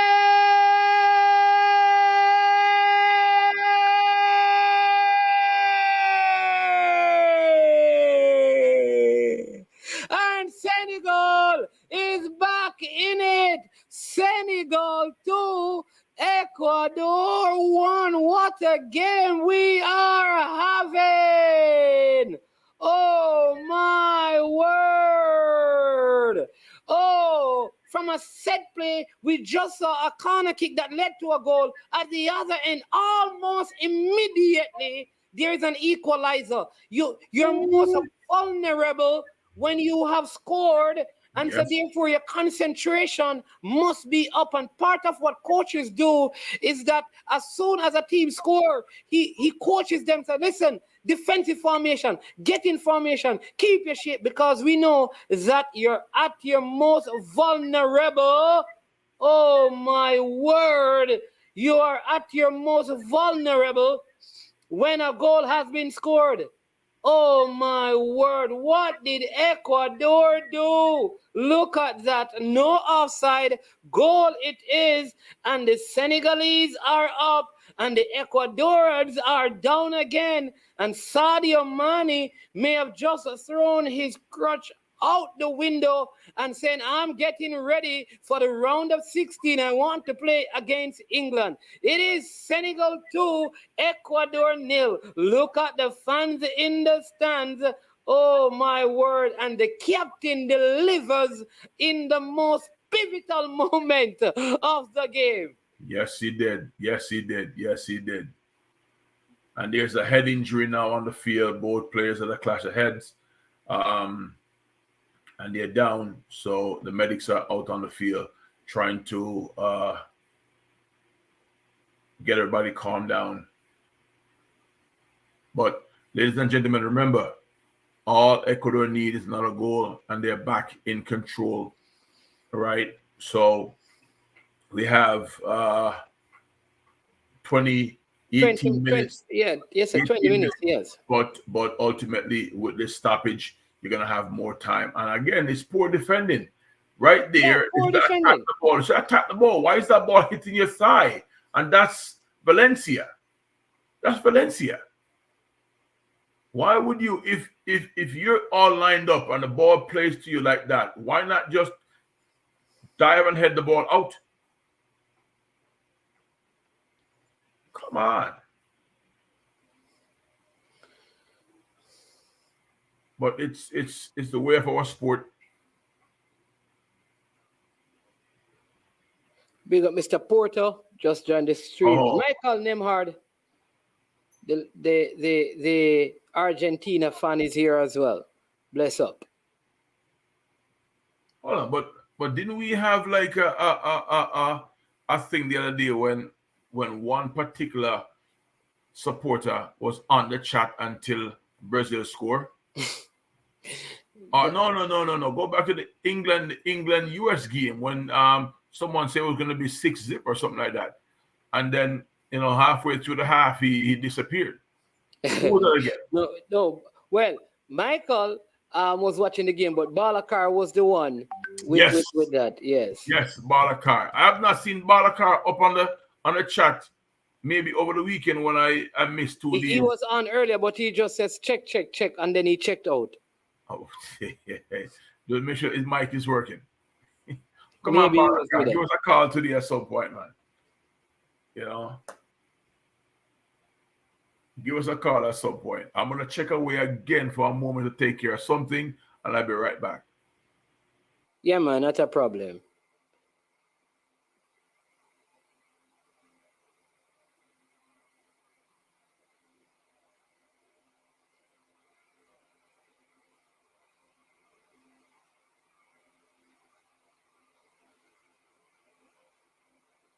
The Netherlands really just playing this ball around.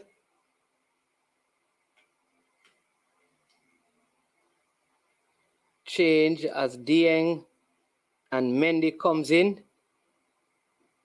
for Senegal. So they made two changes.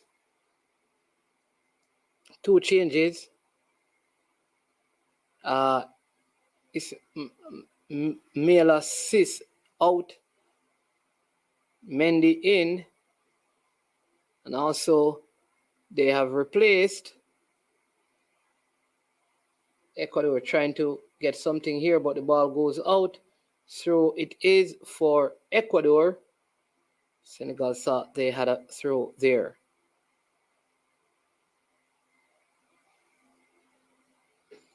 And the Netherlands are just playing the ball around, and Qatar, they can't even touch it, as the Netherlands lead in that game by 2-0. Senegalese booting that one high up the field.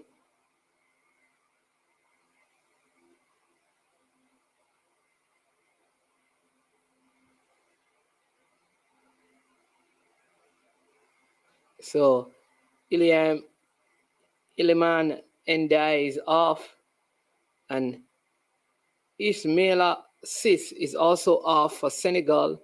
They have replaced them with Nampalis Mendy of the man who plays for Leicester. Oh, this is a chance for Ecuador! Oh, and he kicks it into the hand of the goalkeeper. And Bamba Dieng is also hand. That should have been an equalizing goal. That was a good opportunity, I believe, that time around. But the player, oh my Lord, number 19 there, turning beautifully. Oh, just never had enough power or direction on that one to get it past. What a Mendy goal. Here comes Senegal looking for another to seal this one. But oh, there you go. Still they are with it. They come back to Koulibaly. Oh, and he boots this one high and long. Oh, Ismail Issa, what a beautiful take. And this could be an next opportunity. Oh, referee says corner kick. Oh, corner kick. Gives a corner. That was close to a penalty. Good run from Ismail Issa, heading it down, and he got around the player. He was pushed or bundled over, but he never had control of that one. Player trying to grab onto him, not able to, but he lost his balance and it went out. Good call by the referee. That was not a penalty indeed, but they win a corner kick, and we have seen where these things are deadly.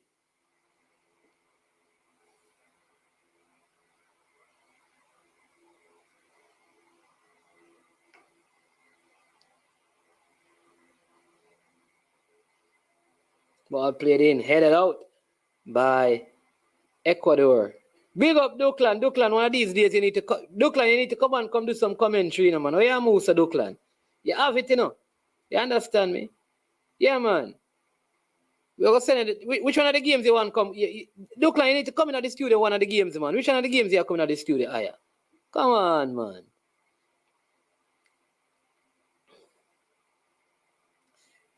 "82 minutes, Qatar versus the Netherlands. Still, the Netherlands have a 2-goal lead. As the big men come up for Senegal for this corner kick, including Koulibaly. Oh, ball played into the back post. Header on. Oh, and can he chip it over? And he does. Oh, headed out by, and here's Ecuador trying to get away on the break, but here's Mendy. Oh, and he plays it back to his goalkeeper, who goes high and goes long. Headed out by Ecuador. This game is on a knife's edge. Good work, good tackling in the middle of the park here. What will he do? He goes back to Mendy again, and Mendy boots this one upfield. Oh, and the Senegalese not giving up anything here. Oh, look at this. High intensity in the closing stages of this game. Lots of tackles. Look at this beautiful play. Can he get it? Yes, he does. He's onto the... Will he beat him? Oh, he plots, he twists, he turns, and he comes inside. Still, it is Senegal with it. Comes over to Ismail Sarr on this far side. A player running on the outside. What? He slows it down. Goes past one, still. Oh, and then he loses it. Ecuador wins this one. Clears it. And they are on the break right now. Oh, good tackle by Senegal, trying to break up this play, and they do. Senegal with it now. Lots of tackles. With 10 minutes to go, with 11 minutes to go, it's a fantastic game. Now the game has gone to the place where we both wanted this game to get to. Attacking football, players going after it. Still too many turnovers for my flavor right now. But Duclan says he will be coming on for the Brazil versus France final. That means I might never get here, Duclan.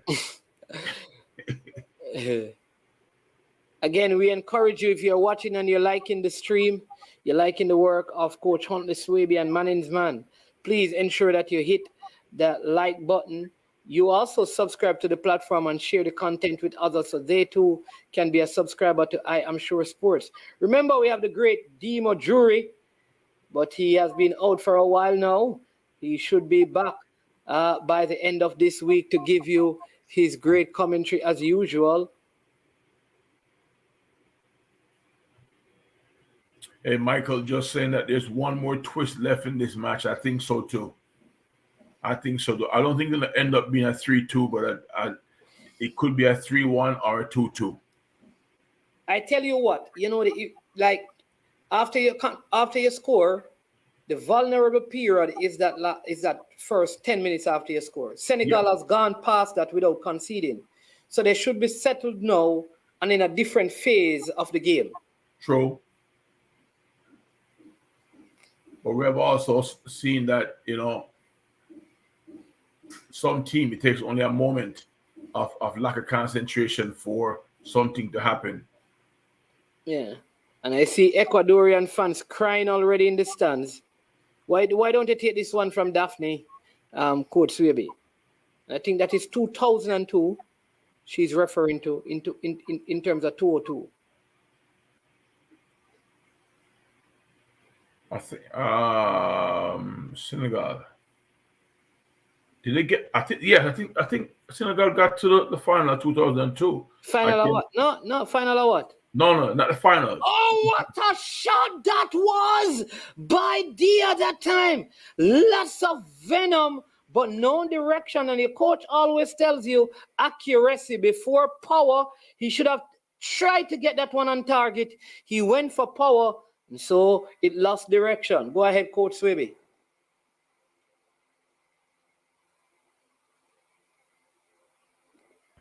Oh, sorry. Yes, 2002. They made it to the quarterfinals. Yeah, quarterfinals. That's it. Yeah, that's where. Yeah, that's it. Yeah. But I don't think. And since that time, since 2002, I think this is their second World Cup. I think they only went back once after that, or this is probably it. I think their third World Cup in all. I think after 2002, I think they had. Oh, geez, they were at 2010. But I know this is their third World Cup they're making. Yeah. Give me a second again. So, Netherlands have just around 3 minutes left.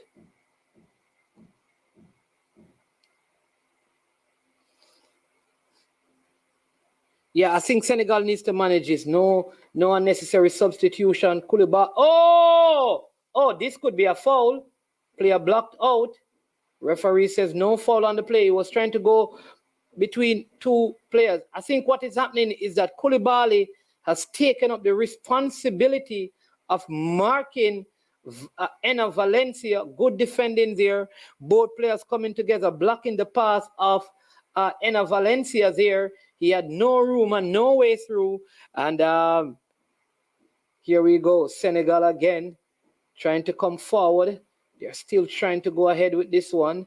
Down into this left-hand channel, and they come back out with it. Or what is he doing? He plays it inside to his center-back, who goes over to the right side. Good pass that is, as they come forward. Ball played back in midfield, back to Koulibaly. He comes inside. Good passing by the Senegalese right here. Good. Oh, look at them go. Brilliant play. Oh, brilliant play. What could he get from this? Oh, there you go. Oh, and he should have played that ball earlier. Very poor play by the man there. I think he has been giving away a lot of those balls over there. And if I were the coach, he would be my next substitution. Number 9 there. Oh, my Lord. Substitution for El Salvador. Number 17 coming out and number 25 coming in. Precario, he's coming out and been having a very difficult time in this left back position. Precario is out and Porpazo is in for Ecuador. They insert an attacking player. They revert to a back three, looking for a way to re-enter or to get back in this game. Oh, foul on the play. Free kick for Ecuador, just a couple of meters below the center circle. 86th minute of the game. Declan messing with you. It's a slip on the tongue. Sorry. Ecuador. They're in with door. El Salvador, Ecuador, Declan Door, Christian Dior. Never turn into a rapper. Man is man, the new rapper. You know what with the people on my platform, every mistake you make, if you pronounce the word wrong, So anytime Declan spell anything wrong, leave out a word, I'm going to highlight it, people. You're gonna screenshot it and post it. Yeah. Free kick for Senegal. Foul on Sabali. Look at the Ecuadorian fans. Ecuador have a good chance breaking in the box. Final pass was poor. Right side, left side, good combination play. Just good determination play. Sorry, not combination. Listen to this now. Great commentary. England will be licking their lips, surely. Come on, Senegal. What a result. Minus Sane. Sane plays for Germany.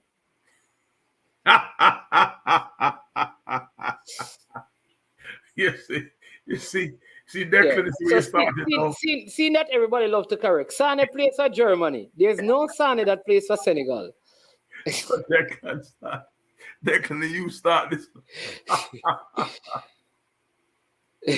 Oh boy! So leave that on the screen, people. Does Sane play? Who does Sane play for?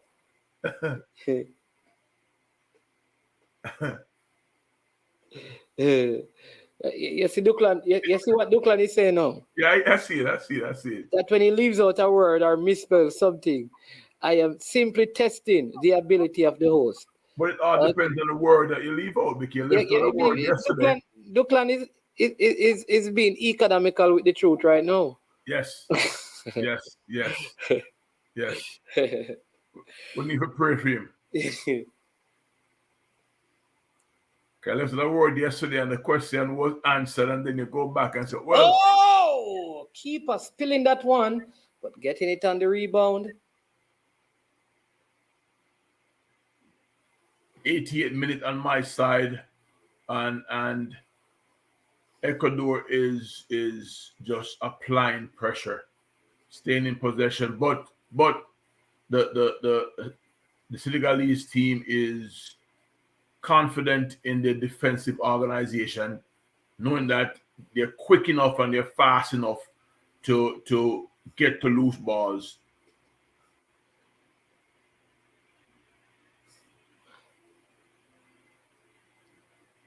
What a shot that time. Wow. Hitting The bar is the Netherlands.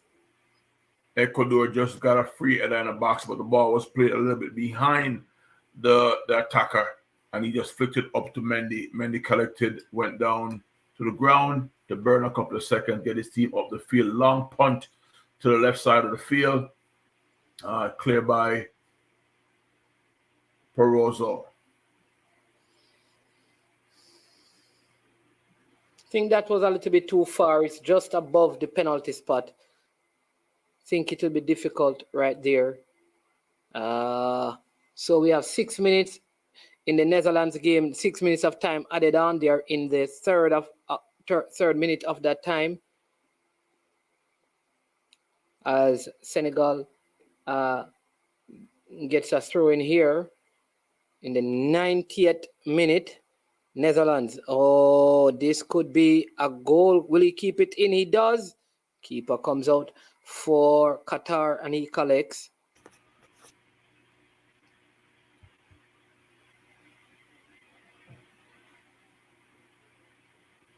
So I'm not watching the Netherlands game. Is this still 2-0? Yes, still 2-0. They're in the fourth minute of 6 minutes added on. Well, on the Senegalese side also, it's 6 minutes of extra time to play, added time to play. They're down the left side now going for a cross inside the box, but Kunabala is like the Chinese wall. There's nothing passing him. Up zero. Nothing. He seeks the ball out as if the microchip in the ball have some sort of connection to him.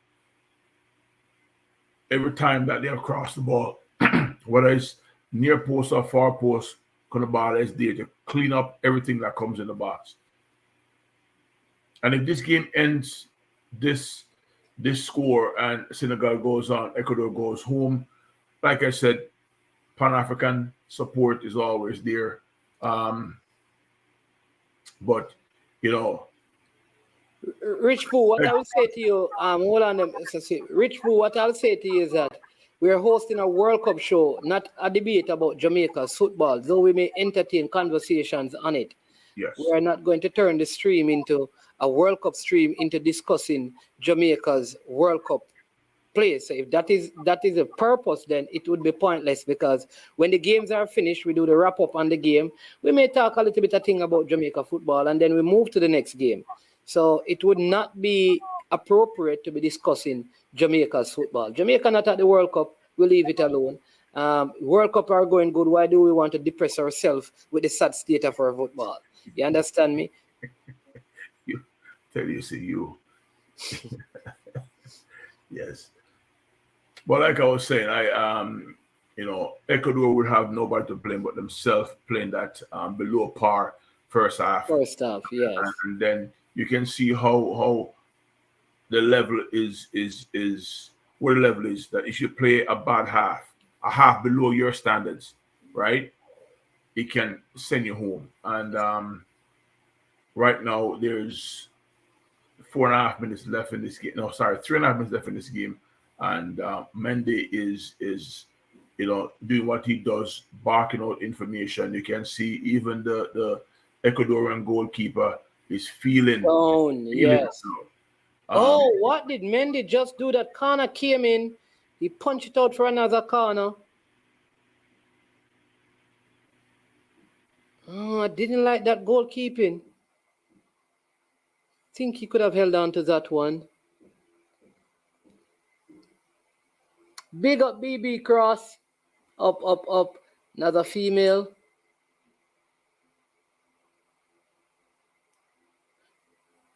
Headed out by the Senegalese. Let me say something to Rich. So Netherlands 2, Qatar 0. That they finish on 7 points and they top this group. Go ahead, Coach Swibbing. Let me say something to Rich Paul. Rich, listen, that's why you should subscribe, right? Because management always have some great programs about the local state of Jamaica football, and you can jump in and have vigorous conversations on those shows. I can tell you, if you go to YouTube, you can see many shows that's been dedicated to Jamaica football. All right, so nothing crazy. You just gonna keep it straight to the World Cup right now, and And like management said, we have had different conversations about local football, but we kind of keep it steadfast on the topic at hand, which is the World Cup. Yeah, you have to do that because listen, the World Cup is every 4 years. Why flood ourselves with discussions about Jamaica when we have that regularly? And just to flip it back to the World Cup, I think if Senegal, not if, but with 90 seconds to go, Senegal win this and go through, it's going to be the first time an African team is going to go to the playoffs coached by a African, meaning a native of the soil of their country. Yeah. It's a beautiful thing, man. It's a beautiful thing.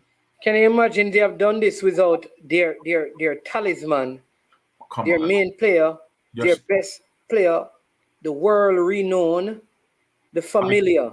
I can tell you this. He's overjoyed right now for these group of boys. Wish he could have even come back at this stage, Yes, but he knows. I know if he had any doubt in his trust for them, now he's fully trusting them to go out and go as far as they can. And what they're doing, they're bringing on they have just brought on an additional defender. Yes. So they're really committed. And this is what you have when the players have high quality players playing in the top leagues in Europe and they go back to these places. You kind of feel like teams like Cameroon and Nigeria always have these issues in terms of their just the state of their football. Senegal, you don't really hear those stories.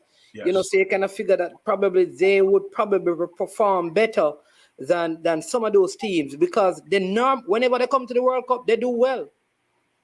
Listen, I'm a little bit ahead of you, but you're right. Yeah, hey, they just won. Yeah, not yet. Sorry, it's a free kick in the box. Somebody got kicked in the face. So when he's up and ready to play again, I'm thinking the referee probably going to play another 30 seconds, but that's it. Congratulations to Senegal.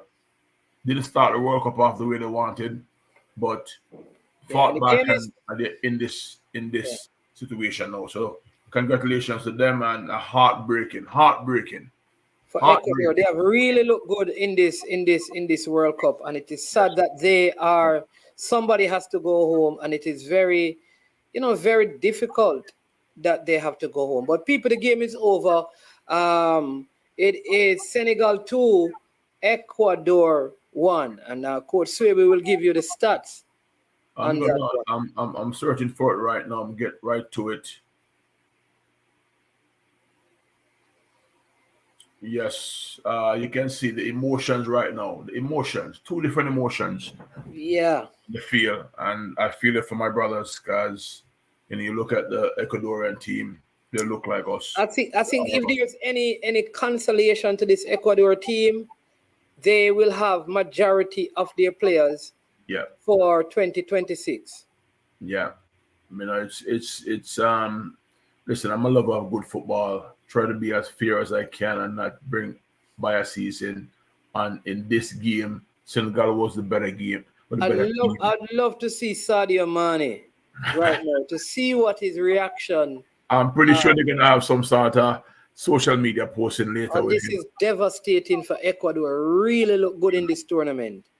The stats management is not the most flattering. This game was almost like a derby game where you throw the stats out the window because it's about how much grind you can grind to get this thing done. But the possession stats from Ecuador went up to 61%, 39% for Senegal.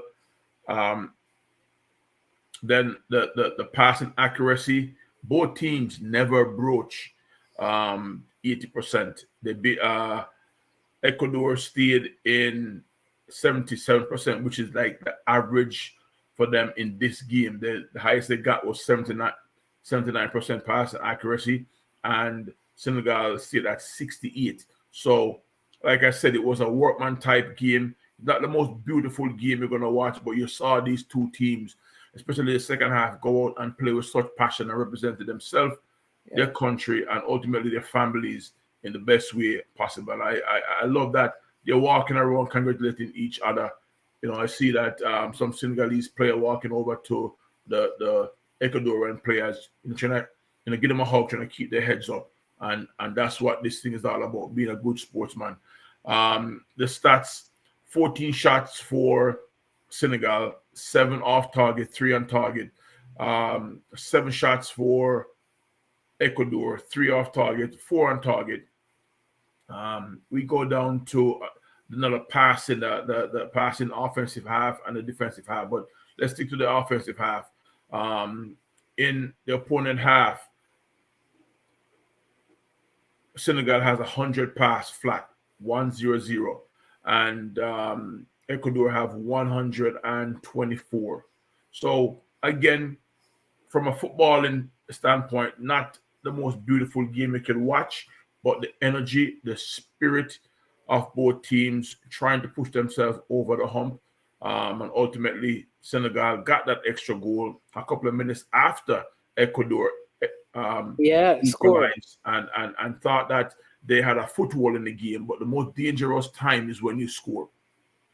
When you score, that moment of relief when your intensity goes down a little bit, and the Senegalese team feasted on that moment by getting the free kick, whipped that free kick in, never dealt with defensively properly, and it presented a beautiful chance for the captain and talisman at this moment, because Mane is not there.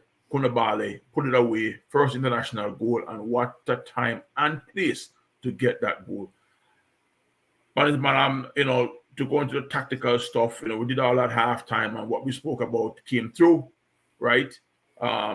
Senegal had to manage the game properly, and Ecuador had to come out and beat Ecuador, and they did that second half. In fact, they tried to do that second half as best as they could, right? Yeah, and that is so true. And I think sometimes the football is a game of very minuscule margins. Yes. And again, you saw that here. Ecuador came into this needing a draw, and they came into the game playing like they just wanted a draw. And I think that is where they got it wrong. I think if they had come out guns blazing, not being conservative, and started the first half the way they started the second half, I think the result would have been different. I think they gave themselves too much to do, and this is what it led to. It led to them losing this game in a moment when they had all the opportunity to eke out a victory. Very, very, disappointing, I think, for them. It's one of those teams that you saw them against Qatar, you saw them against the Netherlands, and you said to yourself, "Wow, I love this team." There's an attractiveness with how they play, the youthfulness and all of that. And here it is that they are going home. It is what the World Cup has been like so far. There's no guarantees, and that is why I think the World Cup continues to be, in spite of what people says, one of those competitions that, even though it's held every 4 years, the prestige, the importance, the value, the love for nation continues to stand tall, and the World Cup will forever be the greatest show on earth. And just to add to that, I said a little bit about the spirit in which this game was played. Normally you see your team, about to get eliminated. Some players have lost their cool and lost their heads, and these two teams, Ecuador, played all the way through it. So it shows that they are sportsmen. All right, they gave everything that they could to lift their country to the next stage of this championship or this tournament, however we want to describe it. And they fell short, and they should not be ashamed. They should not be ashamed of going out, right, by playing 6 halves in the World Cup and only underperforming in one. Think about that. Yeah. You play 6 halves Your team plays 6 half and you underperform in 1 half, and that's why you're going home. Because they're young, they will learn from this. The coaching staff will learn from this, and I'm hoping that the country of Ecuador is feeling this pride that I am feeling right now for them for playing the football that they played. Right? Playing the football that they played. Right? Yeah. They're gonna be one of the talking points of this World Cup, despite them going home. They're gonna get the due respect that they deserve, and it's nothing short of one poor half, one poor half and 2.5 minutes in which they concede that second goal while they're out. Yeah. But again, kudos to the Senegal team. Absolutely, man. I think, like I said, given the difficulties they have had their own challenges, losing Coyote, one of their senior players in midfield. I think that affected them in the Netherlands game. They were also without Sadio Mane, and we believe that they would not have been able to score the goals without Mane, given how they have started. Somehow they have done what is necessary to get the goals, and here it is. They have made it. And so I must give kudos to them and to the coaching staff as well. And this is good. This is good for them. Again, sad for El Salvador, but it's just the way of football. Yeah, man. Blue Mountain asking if we're taking calls. Don't want to ignore as well that the Netherlands have qualified also for the second round. They defeated Qatar by 2-0. Cody Gakpo and Frankie de Jong scoring for the Netherlands. That was the second game that was on. And I know that some of you want to call in, so we're going to set that up now so we can accept your phone calls for those who desire. Give me one minute and I'll be back. I'm going to be listening to what you're saying, but I'll be right here. Yeah. So we have 13 minutes to wrap up. So if you desire to call in, you better do so right now. And then we'll close out this one. And then we come back at 1:45 for England versus Wales and USA versus Iran. So make sure you join us back for that one. But you can call in. Let me see if we can get some of your comments. Big up Balakar. Rich Pool Sports says, love the Senegal composure. Very interesting. Respect by any means necessary, he says. B.I. Strong says, Guan, Senegal. Indeed. Michael Neymar, the Argentinian fan, says, this World Cup, in my opinion, is the best since 1986. That was when Diego Maradona did his thing. We have a call coming in, so let's see if Blue Mountain. Morning. Yeah, man. Good morning. Bless up. Go Me there here, people tell me if you're here in Blue Mountain, go ahead and share your sentiments, Mr. Netherlands. Big up people, Liverpool as well. Well, I expect the Netherlands to make it through this group. I mean, we didn't make it through the group in the fashion we I wanted to see them make it through more flashy type of football and stuff like that. So congrats to them. But my biggest emotion came out this morning when Senegal went to. I almost cried because I always wanted an African country to win the World Cup. I don't think an African country gonna win the World Cup, but I'm hoping they go as far as they can go. You understand what I'm saying? Yes. So emotion came over me, and I want to say congratulations to Senegal.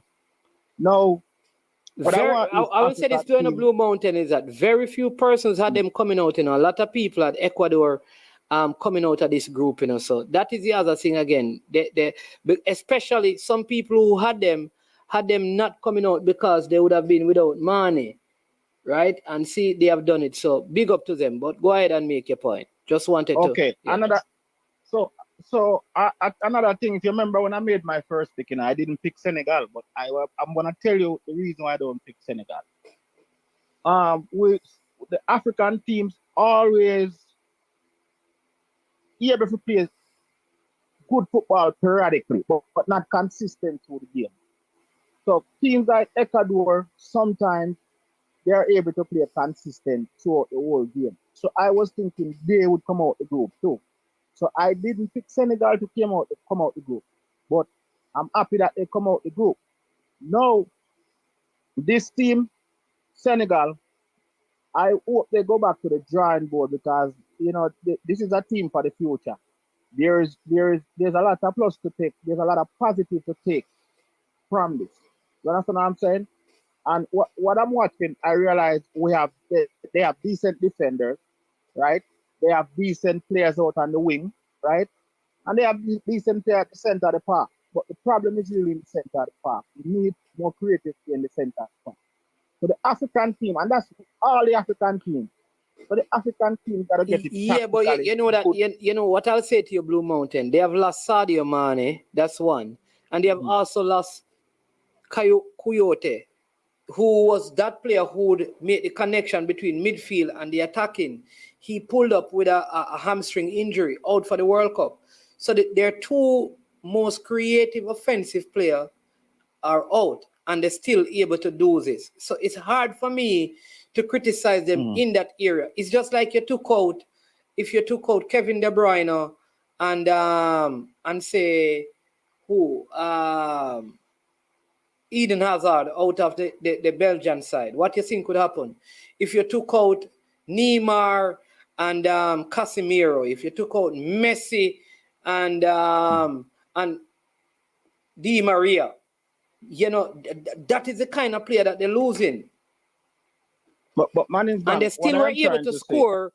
They still were able to score goals against this Ecuador team. Okay, I agree with what you're saying. I'm not really. It's not a criticism, Yeah. It's just that I say they need more improvement there. And Coyote being injured in a man's man is not something I'm happy for, but it can be a blessing because this is Coyote last World Cup. Yeah, definitely. What I'm saying? Definitely, yeah. So this could be this maybe the father wanted this to be this way, so somebody else could step up. One of the younger players could step up and show their work. Maybe the player who fill in for Coyote is a player who would play more positive, more up the field. Maybe Coyote would play a little more conservative now because he don't have the foot like he used to, So maybe it's a good thing that he got injured. Yeah, but sometimes, I'm telling you, you can't leave out the kind of experience that these guys bring, I'm telling you, because that, football sometimes, like now that they have gone ahead to the next round, this is where now you need not just talent. Experience. Yeah, there you go. I agree, but man, it's football. If you play the game the right way and respect the game will be kind to you. So let's just cheer Senegal on, push the energy behind them, and I hope they go as far as they can. And I'm not even gonna lie, if it's a miracle man and they reach the final with Netherlands, I'm gonna take my orange shirt. No, serious. Say a miracle happen and they reach the final with Netherlands. I'm gonna take my orange shirt off and cheer. What would be the miracle? Senegal reaching or the Netherlands? Are both of them reaching? Senegal. Manins, you can never sleep on the Netherlands. You can, no matter how terrible they're playing right now, you can never sleep. You can't sleep on Netherlands and you cannot sleep on a side like Croatia. All right. What I will say is that I find it hard to see the Netherlands reaching to the finals. But nothing is impossible because they're going to have to either go through Brazil or Argentina. Man, I'm just saying, I'm saying it is possible, but I have seen the Netherlands kick Argentina, who was a bigger favorite than them out of the World Cup. I have seen them kick Brazil, who was a bigger favorite than them out the World Cup twice. So anything is possible. But I mean, from here on in, I don't think I'm gonna make a prediction. I'm gonna just tell you who I would like to win. I'm not gonna make any prediction on any game because this World Cup is serious. You know what I'm saying? Because me not sleep on Croatia because Croatia is master at using that slow-paced game and outplaying everybody. I don't know how they do it, but I'm not sleeping on them. Whose picture is that the Senegalese have up? Is that Mane? I see they're having some picture. Listen, they are still dancing in the stadium. This must be, you know what is funny, people? When Senegal goes to the World Cup, they make it out of the group stage. You realize that? Right. Every time they go to the World Cup, they come out of the group, you know. Right. So I think, and here's what I think. I think some of the nations, like Nigeria, they always have these conflicts. With a team like Senegal, you rarely hear about conflicts with them. I can tell you why. Look at Koulibaly. You really don't have a lot of problems with Koulibaly in his career. You know. Same thing with Mane. There's a different sort of personality, I think, with some of these players. And so kudos must be given to them. And I think this is why they are where they are, and they continue to be a disciplined team. And lots of credit to them, and congratulations again. And this is so sad, I think, for Ecuador, because they really played some good football. And I mean, I had a lot of expectation. I did pick Senegal to come through. I did pick Senegal to play England, and I did pick Senegal to beat England and go into the quarterfinals. So let's see. I know about beating England still, but I hope they do beat England. You know, like I said, I'm not making any prediction for management. Yeah. Please don't make any more predictions, Blue Mountain. If I keep making predictions, my bank book can be empty. You better believe that, so don't make any more. That's why I told you never to make the prediction now, and you never listen to me. You understand me? So please do not make any more. Management. I don't mind losing any type of bet to you. You know why? Yes. I know whatever I lost is going to a good purpose, because I know you do working in the community. You see me, I say? There you go. You get it. I know the work you put in fact, we have a big thing coming up in Christmas, because, every Boxing Day, Boxing Day was where people would put food in box and give to people. So, Christmas Day, we used to do this before. Now that we have I Am Sure Sports, and Boxing Day, we buy KFC, right? The 2-piece, and we go and we give the homeless people on the street. You understand me?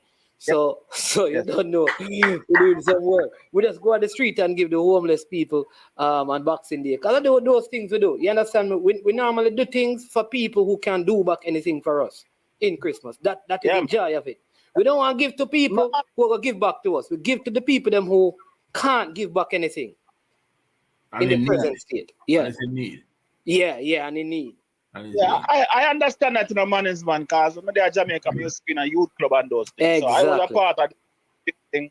I used to go to St. Joseph and trim the people at the Golden Age home and all that stuff, So you're a barber?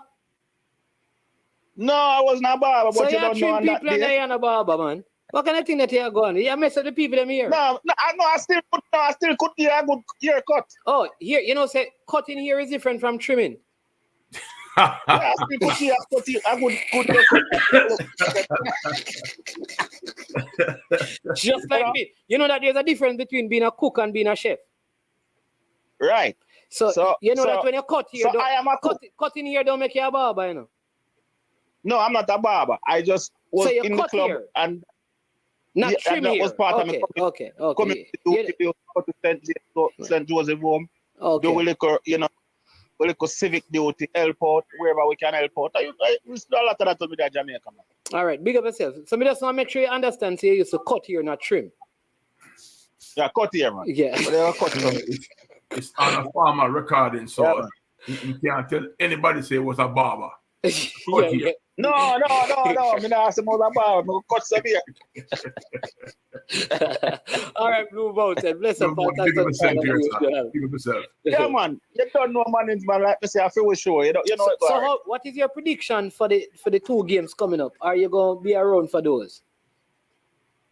Me I go watch them, but for them business will win them. You're not living in the US for so long, man. You not support the. I understand you not living in the US for so long, and I not support them. No. I support US in a certain things, but when it comes on to sport, if you're not a fan, you're not a fan. Okay. Yeah. You can't cheat on another one. You understand what I say? Okay. You can't cheat on another one. Coach Sebi want to say something, Blue Mountain. Hold on. Go ahead. That's an honest answer right there. You know, that's you can't say that he didn't think too much about it. He just the answer that he had that pop up in his mind. So that's an honest answer. You know, but good conversation, man, and I'm looking forward to get you on again later on. You know, man, I have basically 2 minutes to go. All right. Yeah, because we have. Never jump off, because never go sleep. I work, we just come from in the morning. So, you know what already. At night we work, so. Yeah, man. Just reach it. So bless up and take care now. Coach Sebi, big up yourself. Thanks, my brother. You too. All right. Man. Coach Sebi, go ahead. What you have to say? I know you're off in closing, and then we're going to end the stream, people, and then we're going to start back at 1:45. Yeah, man. I pour all emotions. Listen, you see this, hold on. I have to take up this because right now, right? So the dynamics of my life kind of different, you know. If when you have to be in two places, it's a little different. So sometimes some part of your family there, some here. So like my wife is not here now, and it's while I'm doing this, like Aaron saying about father. So I'm gonna teach you something, Aaron. It's when you come on to your kids, me learn this with my first son. I remember I said to my friends, you know, out there in Dallas that I was babysitting. I couldn't go somewhere because I was babysitting. They said, "What? Who you babysitting?" I said, "Yeah, man, I have my boys babysitting." They said, "No, you don't babysit your kids. You're spending time with them." So I'm going to say to you, you don't babysit your kids. You understand me? You spend time with your kids. So when you come out to your kid, you're not babysitting. Yeah, that's why you know that. But I know how difficult it is because you have to get up and get them out to school and, you know, prepare breakfast. So it's tough, you know. That is why the man them feel married. And, you know, they must leave the ladies to bring up the kids by themselves because, I tell you, you know, easy. You understand me? I know. All right? I know the show, man, is about football and sport, but it's a family-oriented show. And, you know, when I started coaching full-time, I get a chance to see every different development stage of my kids, from the first walk, the first talk, the first creep, the first rollover. And I'm telling you, it's a blessing. I would not give that back for anything in the world, because the older they get now, that's just a part of the memory that makes me up whenever I see them and give me that little tingle in the bottom of my belly. I say, hey, look how far he or she's coming from, right? So, yeah, man, we don't babysit them, man. You know, it was last night because my schedule changed again this week, and we had a quick conversation this morning, me and wifey, about, you know, which night we're gonna make our dining night where we all sit down and eat together, because, you know, we work on with my evening work, it kind of challenging for us to sit and eat every day. So yeah, man, it's about the kids, man. Everything we do is about the kids. Once you start have them, it's about them. It's not about you anymore. Yeah, man. It's about them, you know. So no, man, we're not babysit, man. If the chance me get, you know, I'm at home. You know, yeah, man, home, running from different events, from one event to next event to another event. You know, I have 2 events to get ready for this weekend, one for my daughter, one for my son. So it's constant, man, and there's no regret, man. No regret, man. Definitely. It's a beautiful thing, my brother. Beautiful. Yeah, man. Listen, so you have you know, the other thing is that it's a very real thing, you know, because, you know, you also have kids who are very active, like them play instruments.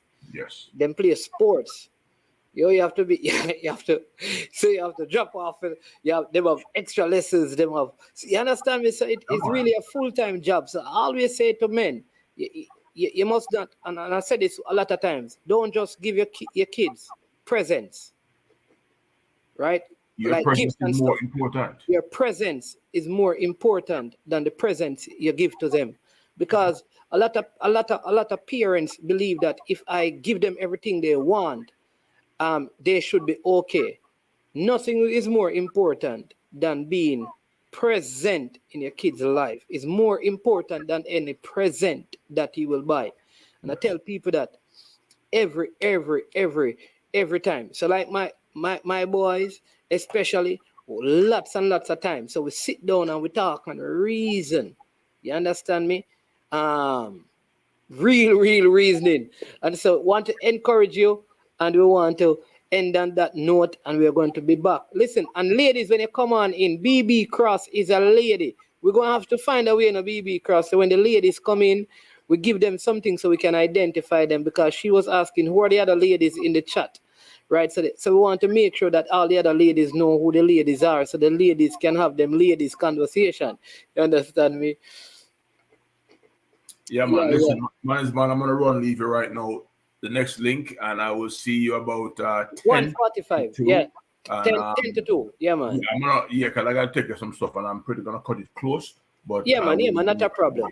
But ladies and gentlemen, thank you very much for having me, and I will see you guys later. Man, I'm out. See you later. Thanks for having me. Yeah, man. All right, Coach Swaby. All right, so there you go, people. Listen, remember to hit the like button, subscribe, and share before you go. Please get some other peso. You're out there and sell them heap of stuff them, man. Get the people them in the supermarket with subscribe peso. Yeah, move so peso. Peso, yeah, move so peso. You understand me? But big up yourself, one and all. Lots of respect to every single person who was a part of the stream. Really enjoy your company. We will be back. People, listen, it is such a joy being on this platform with you. You know, we run jokes, we don't have no quarrel, we don't have to delete. Listen, rarely do we have to delete the comments of the persons in our comment section. You understand me? More while I see streams here and overseas that you just delete because of so many inappropriate comments and things. We don't want it. You understand me? I want when the stream is up, your kids can listen to it and there's nothing disturbing. I want them can read your comment section and there's nothing disturbing. You understand me? So that's how we want it. And I'm glad that I have the kind of people on most occasion in the comment section that deal with it that way. So I am Manningsman. This has been I Am Sure Sports. And you know, when it gets to this point, we say we are over and we are OUT out. Yo, watch about dog, SK New hear this. The body out there, Sniper King I represent for I Am Sure Sports. You get to me, I say, when you want the latest news and sports and updates and all of that, check out I Am Sure Sports. You know the thing goes in. Remember, cover the whole island. Remember Kingston, Westmoreland, Galchester, Orchard Race, Galtigo Bay. Everywhere. I Am Sure Sports. Check it out for the latest news and latest updates. Sniper King I represent. Where them feel like? Ha! Yeah, someone on for the food from we young, from we day, you need height. I Am Sure Sports. Yeah, dog.